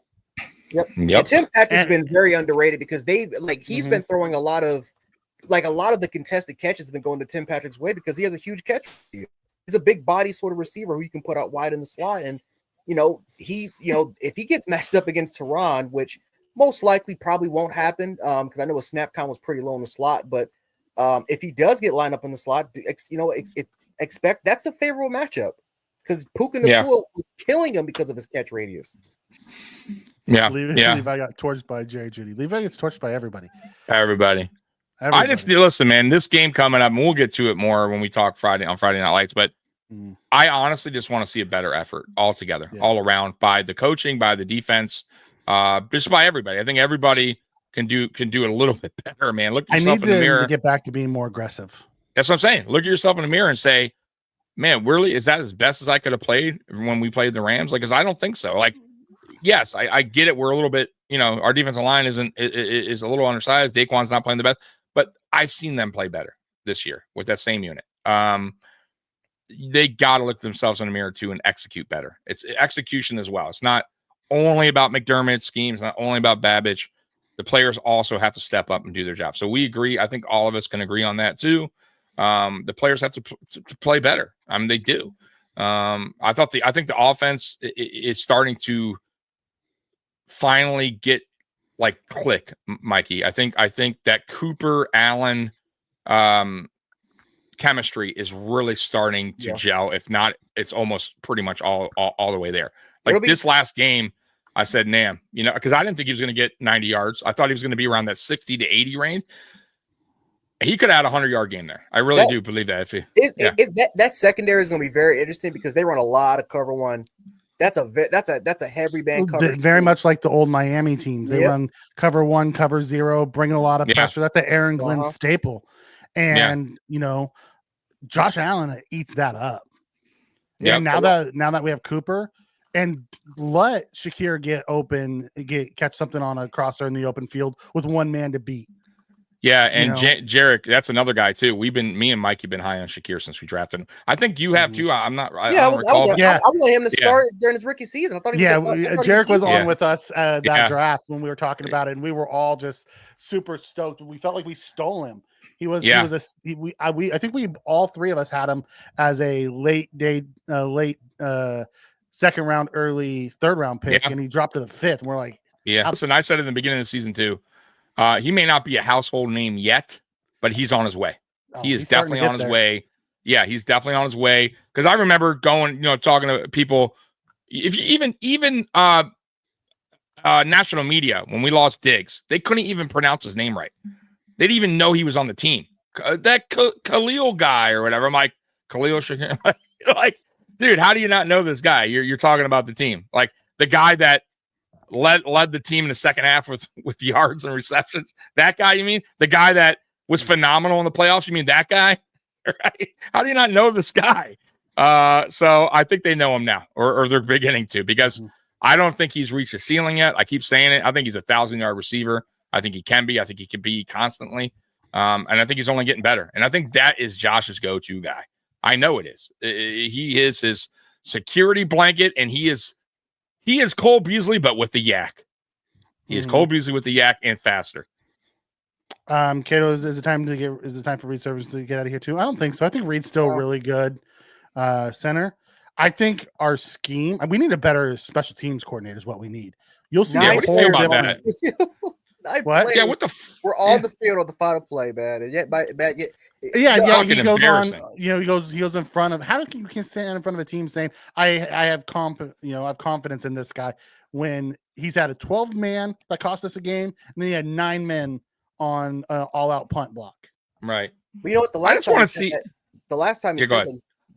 he said that, he fired the previous special teams coordinator. So maybe he did. Maybe that's the sign. And he also fired Ken Dorsey like 2 weeks later after he said he has all the faith in Ken Dorsey. So you never know, but I don't think it's going to happen unless he got super pressure to make it happen. Man, I don't know. Something about that relationship is odd. Why he's keeping, because he's done been terrible with them since Carolina. Yeah. He was the assistant special teams coach when Heath Farwell was here, and when Heath left, they just promoted him. Yeah. Mistake, and we've gone downhill ever since. Yeah, it's the coverage unit is terrible. Oh God, don't remind me. We drafted Justice so Shorter over Puka. There was many guys we drafted. Hutchinson, there was quite a few of those late round guys that hit that year that we, I was yelling I wanted Jaden Reed that year. Yeah. I was yelling I wanted Troy Franklin this year. We didn't do the good, bad, isn't he? I don't want to do that. It's all ugly. Good. There was a lot of ugly. There was good. Josh Allen was great. Bad defense. Ugly. Right. McDermott. Yeah, real simple, guys. Real simple. And listen, man. So we're gonna wrap this up in a minute, but listen, the ultimate thing is here. We're going to the playoffs. That's already set in stone. Nothing matters until the playoffs. Really, nothing matters in the playoffs. But we're just basically voicing our concerns here about, because we kind of know what to expect in the playoffs if this continues. And I think the real why I'm really like not happy with this game is because I thought McDermott was turning the page on his blunders and his coaching mistakes and his tightening up after the Chiefs game. Like, you know what I mean? Like, I thought he was like, this year I'm like, okay, he's having more fun out there. He's getting a little bit more aggressive on offense, going for it on fourth down. Like, these are things he didn't do in the past. He's letting his coordinators, actually coach. He's hands off a little bit. So I thought he was turning the page for a minute, Mikey. And I guess that's why when this game happened, I was so disappointed, because it's right back to what I was talking about forever. And I just want to see that McDermott, the same McDermott that coached the Chiefs game earlier in the season. I need that guy back, right? The guy that was going to go for it on 4th and 2. We did see that guy. It just wasn't McDermott. It just wasn't. It was the old McDermott. McVay was the guy this week. Yeah, he said, I'm not giving Josh the ball. I'm going for it. But when is McDermott going to learn? Like, you have to be that guy. You got to take that charge. That's why I love the Lions coach. So mind you, I still think he sometimes goes a little overboard with it. Yeah, like, you got to go by how the game flow is going. But the game flow against LA, when we're getting smoked at that point and the defense can't stop shit, you need to go for it. You need points at that point. You need to go into halftime with some points and get out of we were right on the other side of the 50. So even if you don't get it, yes, they may get a field goal out of it, but you're already chasing, Right, 14. I think we were down. I think we were down 10 at that time. I think it was 24, 14. 20. Well, you're right. 10 points. You're right. Yeah. 10 points. 10 points. But still, 10 could have turned into 7, down 7.5, or even 3. Yeah. And then we get the ball coming out. So we had the double dip and the momentum. And the momentum of scoring a touchdown or making a field goal. Yeah. Guys, momentum is everything. We told you guys that. It just, man, he needs to get over that hump of tightening up in certain games. And I'll be honest with you, it's games that we're down that he really tightens up. Right? When we have the lead, I feel like he loosens up a little bit. Right? It's the games that things aren't going right on defense. Right? We're down early. He tends to tighten up a little bit. And it cost us. So we need to see that McDermott back that was the McDermott earlier in the year. Yeah, it would have been nice, Scott. You're right. And I'm not saying there's not a possibility of us, still getting the 1 seed. It's slim, but it is a possibility.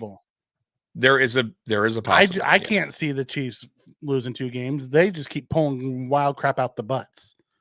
The 4th and 2 is not a 50-50 call, Spin. You go for it there. I'm sorry. Like that you go for it there. Just like the Rams win it for it on 4th and 5.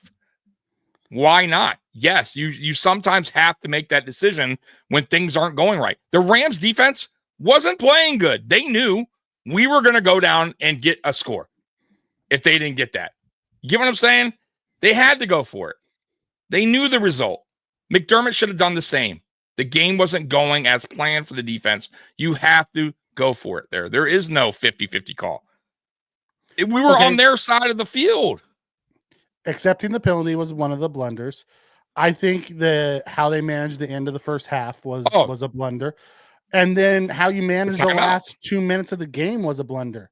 Yes. Tom Brady was walking you through it on the broadcast, exactly what you need to do. Right.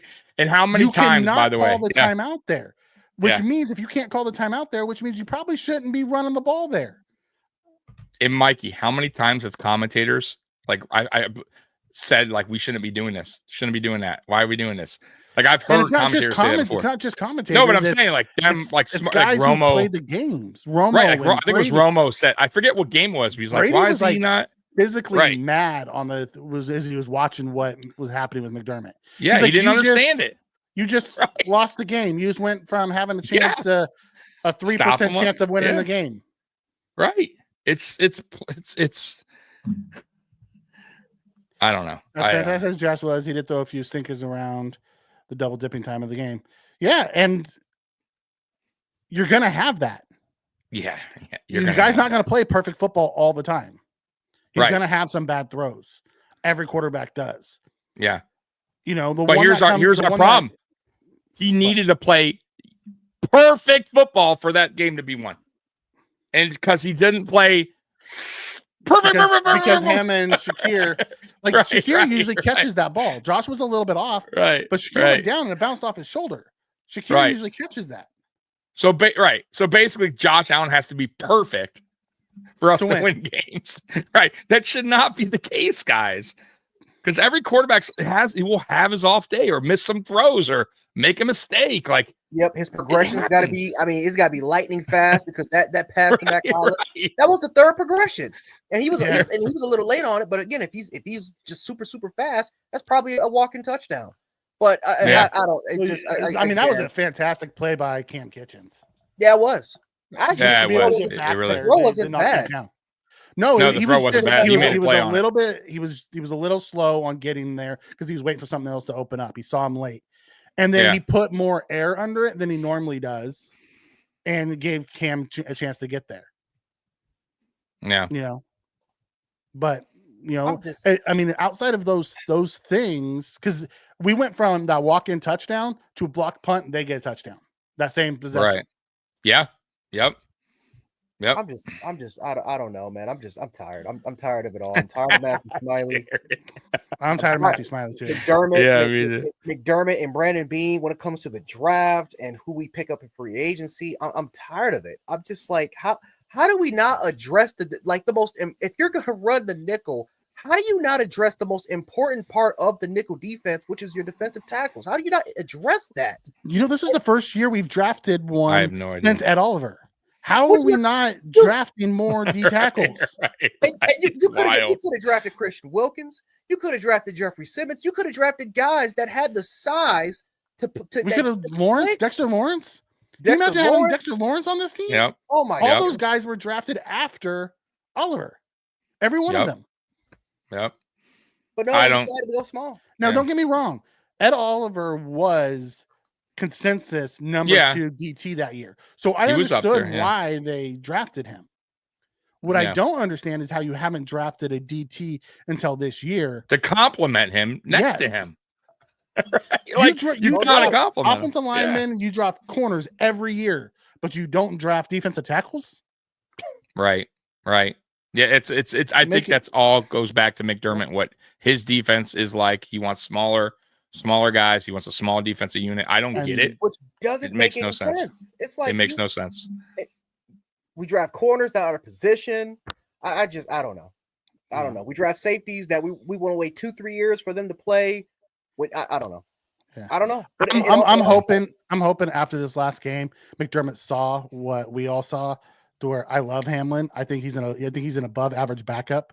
He's not a starter, and I'm hoping that they put Hyde back there. Because say what you want about Micah Hyde, his brain and his ability to put us in the right checks is what I want. Absolutely. Even if he's a step slower than he has been, I want his brain back there. There was a couple of busted plays in the Rams game that was literally because of Hamlin. The one with Christian where I think where we got bailed out on the double pass interference calls.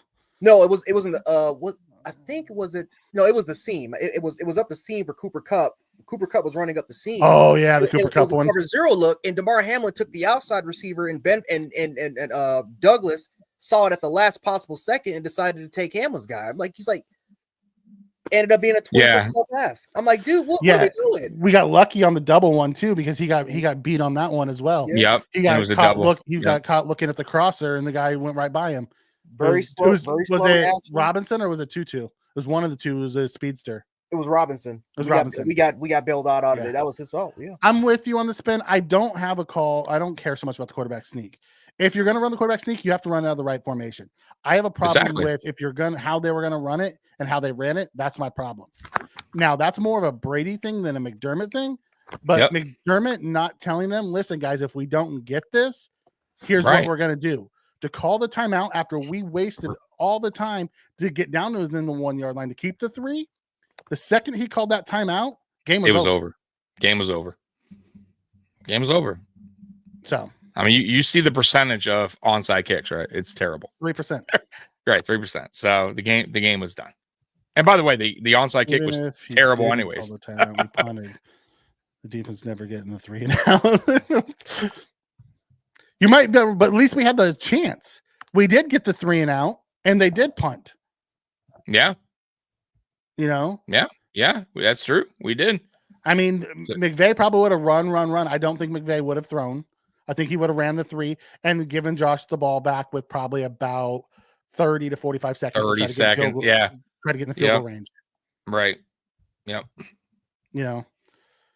Or I'm wrong, and McVay would have come out, run a play action, hit the guy for 22 yards, kneeled it out, and that was the game anyways. I don't know. Who knows? Who knows? Stop anybody. So, all right.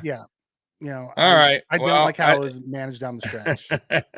Jarek, real quick, where can they find you, man?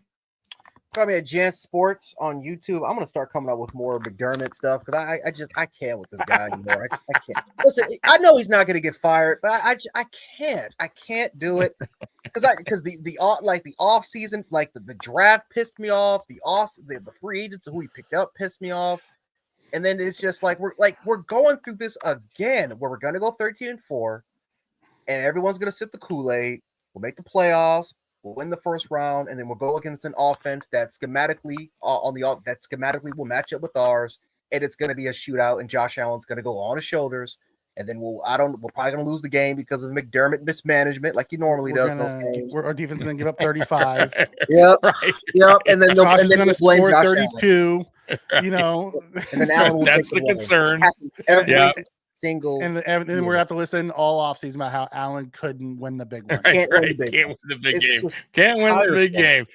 Listen, guys, all we can do is hope at this point. We gotta hope that our offense, like I said, because I don't trust the defense. I don't. They've let us down way too many times. We gotta hope that our offense absolutely goes on a fucking tear. And we win by just in shootouts. I mean, that's what we got to hope for. And if I'm wrong about McDermott, I told you guys, I will get the tattoo. I love McDermott. I have no fucking problem with it. That's how much confidence that I have that I don't think this guy can get us there. I don't. Nothing has shown me yet that he can. So yes, I'm willing to place that bet. I am willing to place that bet.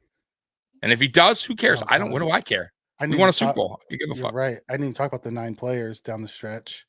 Yeah. What about that? Yeah. That was. Yeah. I mean, that's a Smiley issue, but as the head coach, to come out and back him after that, right, makes no sense to me. Yep. Like, why do you stand in front of your team and say, "I know we only had 9 guys out there, and it's my coach's responsibility to make sure there's 11 guys out there, but I trust him. Don't worry, guys." Where's the accountability for that shit? Right. And it's show not the some first time real. he's done that. Yeah, and maybe he did yell at him. Who knows? Maybe he got in his. But show some real emotions. Tell the truth. Smiley did that shit against Denver, and Dorsey got fired. Yep. I mean, hold people accountable then. Tattoo, right? Tommy. Like, I want to see a McDermott tattoo on Tommy's butt cheek clapping. Dude, I have no. You know what? I wouldn't care. Why would I care? We won a fucking Super Bowl, right? Like, it's a win-win for me. I don't give a fuck. So, absolutely, what's I'll get supposed to do? Replace him. Yeah, replace him. Absolutely. Now, listen, replaced him last year. Throw him under the bus. He's the one that. Yes, hold him accountable. Stop throwing him under the bus. Make him, right, hold you're him making accountable. Absolutely. Just like, listen, coaches. I don't have a problem when a coach says this player or this player made a mistake and he should have been there. I have no problem with it. I never had a problem with that. I love old school coaches that tell the truth, that go on a podium and be like, yo, our defense sucked today. I love it. Speak reality, speak honesty. The fans will accept that. That's not throwing under the bus. That's a reality. It's what we all saw. Why not say it? Why you continue to say the same shit? Even if you want to keep it in-house, how many more times are you going to let him make that same mistake? Right. Because it's not the first time he's done it. Right. Yeah, absolutely. How many times can you make the same mistake as your job before someone holds you accountable and lets you go? You think we would ever get this, by the way, Mikey and Jarek? Hold on. You think we'll ever get this? It was a horse performance in the second half. Horse. I'm totally embarrassed and totally ashamed. Coaching did a horrible job. The players did a horrible job. We got our ass kicked in that second half. It sucked. It stunk. I wish. Oh, dude, I would respect the shit out of him. I would actually start liking him more if he actually showed that grit. He ain't that guy. He ain't that guy. Dude, I would love it. Do it. Right? We fucking sucked out there. Yeah. Playoffs? Fucking playoffs? Come on, playoffs. He ain't that guy. We can't even win a fucking game. Oh, man, I know. But I love it. Like the old school Mike Singletary. Call that motherfucker out. By the way, he called him out, and he said it was the best thing ever. Dan Campbell would cry on national TV and say it was my bad. Me and my coaches sucked because he said it before. Did you see the Dan Campbell situation with Gibbs a week ago when Gibbs took a picture of Yes, somebody, and then the reporter asked him, and he didn't know about it, and he was pissed. He was he cut the thing short to go talk to Gibbs. Yeah. Oh, really? He goes, oh yeah, yeah. No, but I'm going to address that shit right now. Yeah. Right? Bye. See you guys later. Thank you. Yeah. As he said, thanks thank for you. that. And walked off. Yeah. He was heated. I love it. Like, give me that. You know what I mean? Give me that. I guess. The sad part is I like McDermott. Yeah, I think he's good for Buffalo. I don't have a problem with we're at the point in our build where we need to get over the hump. That's it. Yeah, and can do you guys think he actually could figure that wall that he keeps hitting? I hope so, and I hope I'm wrong, and I have to come on here and eat crow and say McDermott was better than I thought he was, and they figured it out and all that. But because guys, and I want one more time, he's not the only coach in history to have this problem. No, that's been a Andy good coach. Reid had this until he went somewhere else. Exactly, and sometimes it has to be. Sometimes it just has to be, and some coaches just can't figure it out, and that's in all pro sports. They're good coaches, but they just for some reason hit a wall, can't figure it out, and they never can figure it out. They need to change the scenery, or they need to change the scenery, or sometimes it's just not. It's not in their cards, right? For some reason or the other, and maybe that goes on McDermott. You know what I mean? And then maybe the next coach can build from where he's built from. You know what I mean? Take over and go. You know, that happened with the Warriors, happened with the Pistons. Like, you take that team, you appreciate what that coach done, and you know, I think this is a playoff team, even if you get another coach in there. Spen would never fire anybody. He said, or Reid just needed more time in Philly, and they cut him loose too early. If Spen had it his way, McDermott would be here another 25 years. They cut Reid, and then 2 years later, he was in his replacement was in the Super Bowl winning it. Yeah, or 3 years later, 2 or 3 years later, his replacement won the Super Bowl. I love Andy Reid, but his time just ran. He was there for like 12 years. Right. And they loved. You don't think Philly fans at that time they had a stacked team, and you don't think Philly fans were saying that? Like, why are you getting rid of Andy Reid? I'm sure. Like, if I went back and just read message boards, wanted him gone. They were probably but I'm saying there was probably some fan base that were like, got us to a Super Bowl. He's a winning coach. How could you do that? Like, he turned us around. I'm sure there was. Yes, yeah. He turned it like, who's going to come in here and save this team now? Like, you know, and then they're praising the guy. You know, I mean, it happens. And look, they got rid of the guy that won the Super Bowl because he stopped winning, and they moved on. It happens. Sometimes you got to move on. 25 years and 20 more tramp stamps for Tommy. Listen, dude, I'm great. I would love that. Fine. Let us win 20 Super Bowls, please. Yeah, with Sean McDermott, 20 Super Bowl. Sure, I'll get a. Here's the deal. He's gonna get the clap in McDermott, and then every Super Bowl he's gonna add like a little tick underneath it. Dude, I'll be sleeved up from fucking head to toe if we won 20 Super Bowls with Sean McDermott. You know, that's a fucking dream that you're in still. Do you think that's ever going to happen? We'll be lucky to make it to a Super Bowl with Sean McDermott. Sometimes it's about dreaming. Yeah, that's fine. Yeah, get your fucking Kool-Aid. I don't know. I don't know. It's wasting Josh's career. Allen's performance should have been a win. Buffalo. Not only for Buffalo, Allen's performance was the only performance that ever happened where the team lost. Right. 245-0 when a team scores 6 touchdowns with no turnovers. Yeah. Isn't that a crazy stat? The first team ever to lose with those stats since the Super Bowl era, guys. First time ever. 245-0. We set a record, and not a good record. And it's always because of your defense. The most important losses that this organization has suffered in the McDermott era, the majority of it is because of the defense. Yep. And you know what's crazy too? Josh Allen's getting records, and they mean nothing. They're swept under the rug. Yep. Because we're not winning the game. So what does it really? He's not going deep into AFC Championship. That's what I'm saying. Yeah, exactly. So what does it truly matter? Right. He's just racking up all-time stats like league records. Let's just hope he gets it. Let's just hope he gets the MVP. Let's just hope he gets it because he's got to have something. Something tells me this year they're gonna vote for. They might give it to Saquon Barkley. Yeah. If he breaks Eric, I'm sorry. You break Eric Dickerson's record and you get the #1 seed. That's hard to ignore. That's extremely hard to ignore. And I can just imagine the Buffalo, if we get the second or even the third seed, and Josh Allen is doing something that, everyone He has the criticizes 40+ touchdowns for the 5th straight year, Yeah. and no other quarterback has 40 straight seasons. He has 5. He's putting up MVP numbers for 5 years in a row, and he might even get MVP. Yeah, right, which is wild. Wild. Yep. All right. Is there anything else before we get out of here, Mikey? No, just depressed. All right, listen, guys. We apologize. I know this was just kind of a shit on McDermott show. I mean, it wasn't designed to be that at all. An hour and 45 minutes, and I already did an hour of shitting on McDermott earlier. So we apologize if some of you guys are like, "What the fuck is this?" But listen, this is our method of venting and doing a podcast. The same with Jarek, right? He does his podcast, and we got to vent sometimes. And but I will say this: when we have great games, when McDermott does really good, we also give him the credit and the love. We did that a lot of this year. We were giving McDermott the last 7 weeks.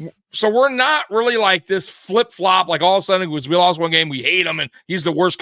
We're not really going there. I'm just saying, Super Bowl MVP. I like that. He's going back to his old ways when we thought he turned the corner this year. Don't care about MVP. Need a Super Bowl. Absolutely, and I think he feels the same way. Care about Josh Allen.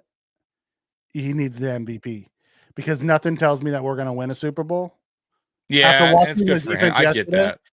For Josh's legacy, he needs the hardware. I'm with you there, but I mean, as a team, I know he wants a Super Bowl. You know what I mean? Yeah, he says he doesn't care about the MVP. Yeah. But as a fan of Josh Allen, for legacy purposes, right now, everyone talks about Burrow because he's made a Super Bowl. They talk about Lamar because he's won multiple MVPs.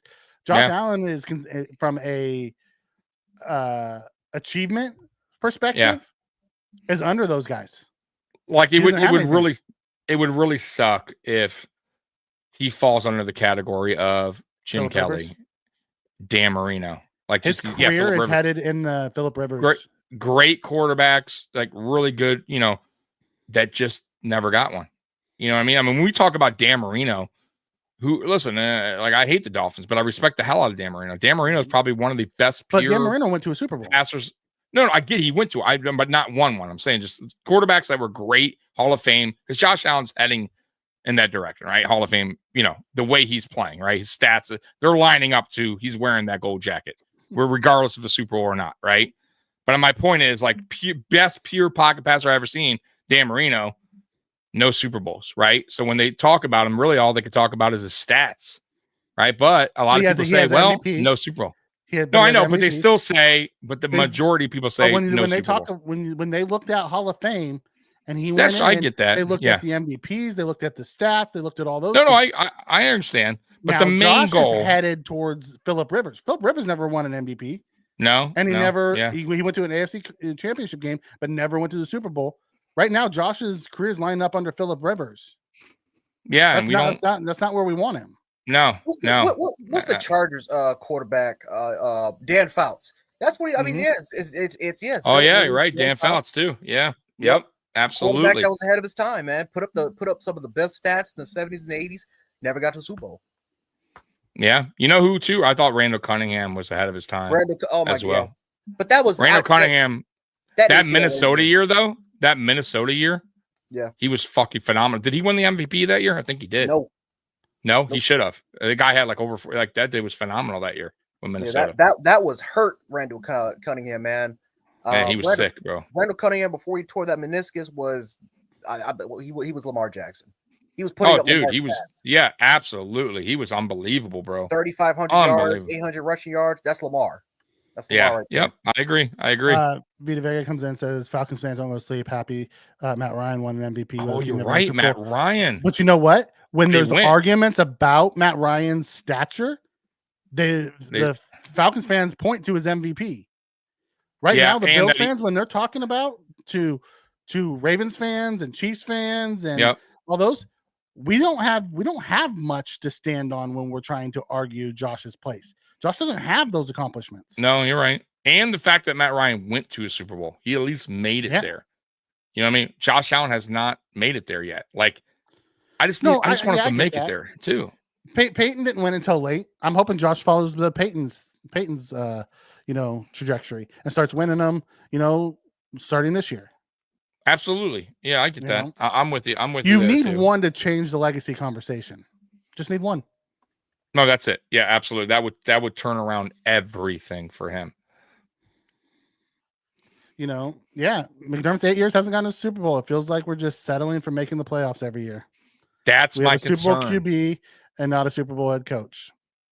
That's my concern. We have a good regular season coach that can guide us to the playoffs, but he hits the wall year after year after year. We're hoping we're wrong this year, but how many times do we want to repeat this when we're talking in the offseason about what new players we can add to get us through the hump this time? What excuses can we make why we lost another playoff game? Like, we can't keep going down this road year after year after year. Eventually, you have to just say, well, we have to move on from the coach. You have to get a new voice in the room.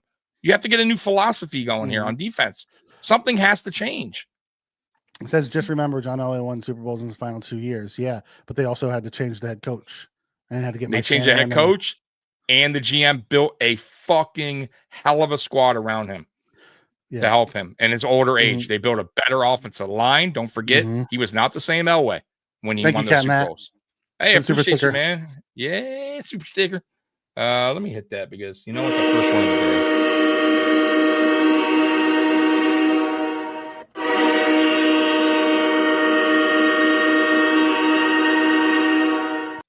Thank you, brother. I do believe so too, T Dobbs. I don't think he's going to be unanimous because I do think Saquon's, regardless of where he ends, I think Saquon's going to get, Oh, he will get something. Some sure. I wouldn't be surprised to see co-MVPs this year either with Josh and Saquon. If he gets that record, I think there is. I think there's a good argument for that.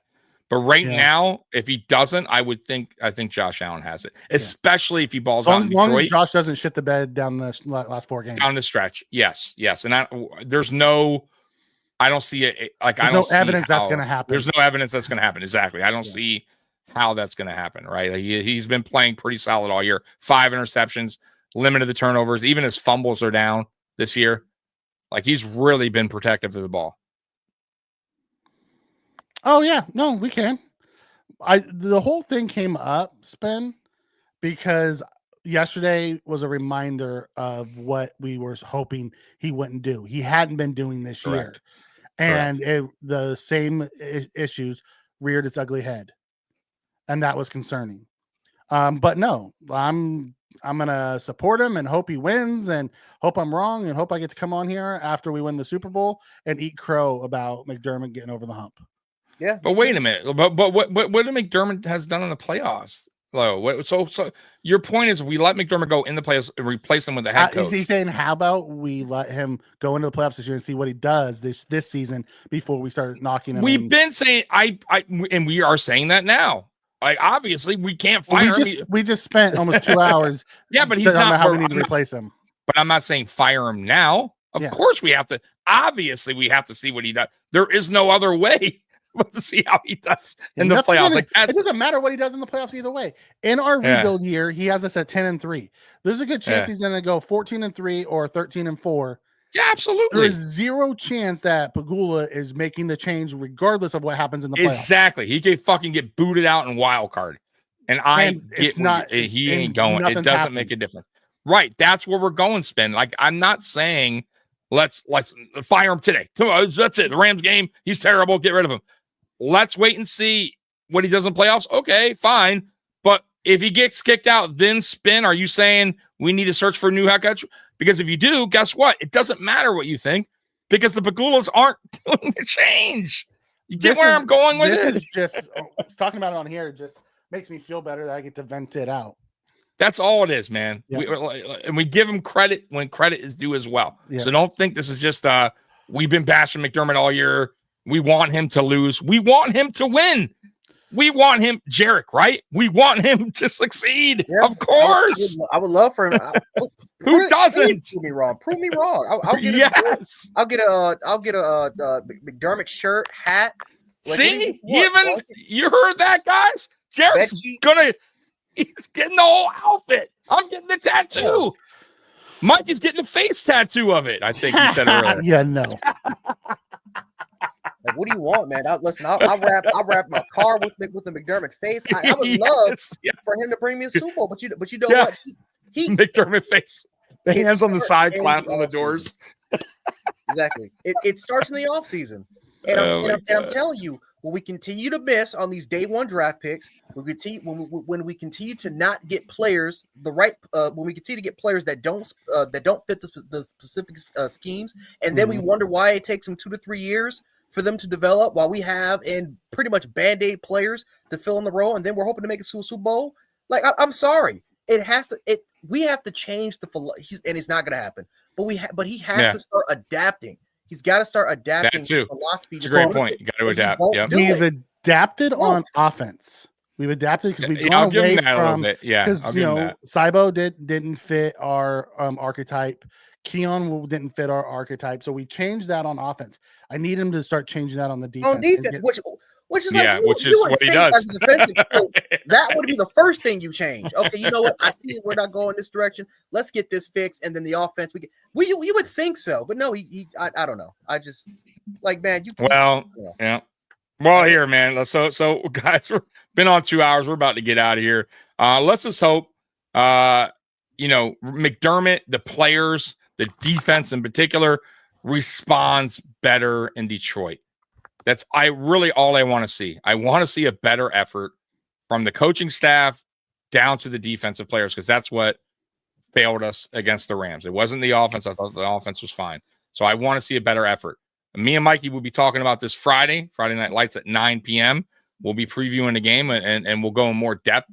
Like I said, once again, sorry that tonight was just the McDermott podcast hour, 2 hours, but we had an event. And Jarek, thank you for joining us. Aramis, he was on earlier. Appreciate you as well. Mikey, obviously you're my buddy, my co-host, my dog. And any last words, anybody, before we get out of here? I hope I'm wrong about McDermott and he wins the Super Bowl. There we go. That's what I hope. Jarek, anything before we go? Oh, I just get Allen the MVP. Just get him the MVP, and we'll just see where it kind of goes. We'll see if he can elevate, if he can take us higher inside the playoffs. He's gonna have to elevate against the Lions. Elevate against the Lions. Yeah. Oh God. Let's see what this Lions. As who was it in here? Someone in here just talked about the Lions. Where to go? Right here. Darnell came in and says, I feel like our defense will be ready for Detroit and believe Josh Allen has another historic game against the Lions. The Bills win. I hope so, man. Hope so. I do too. I really hope so. If they come out and they dominate, well, what that will tell me is maybe they were looking past exactly. That will say, the Rams to the Lions game, and absolutely. So everybody in the chat, I appreciate you guys all for sticking with us today. I know we were just going over and over the same shit, but we appreciate you guys as well. Without you guys, the show don't go on. So Bills Mafia, you guys rule, and as always, go Bills. I'm out of here. We're out of here. Peace. Go Bills. Go Bills. There you go.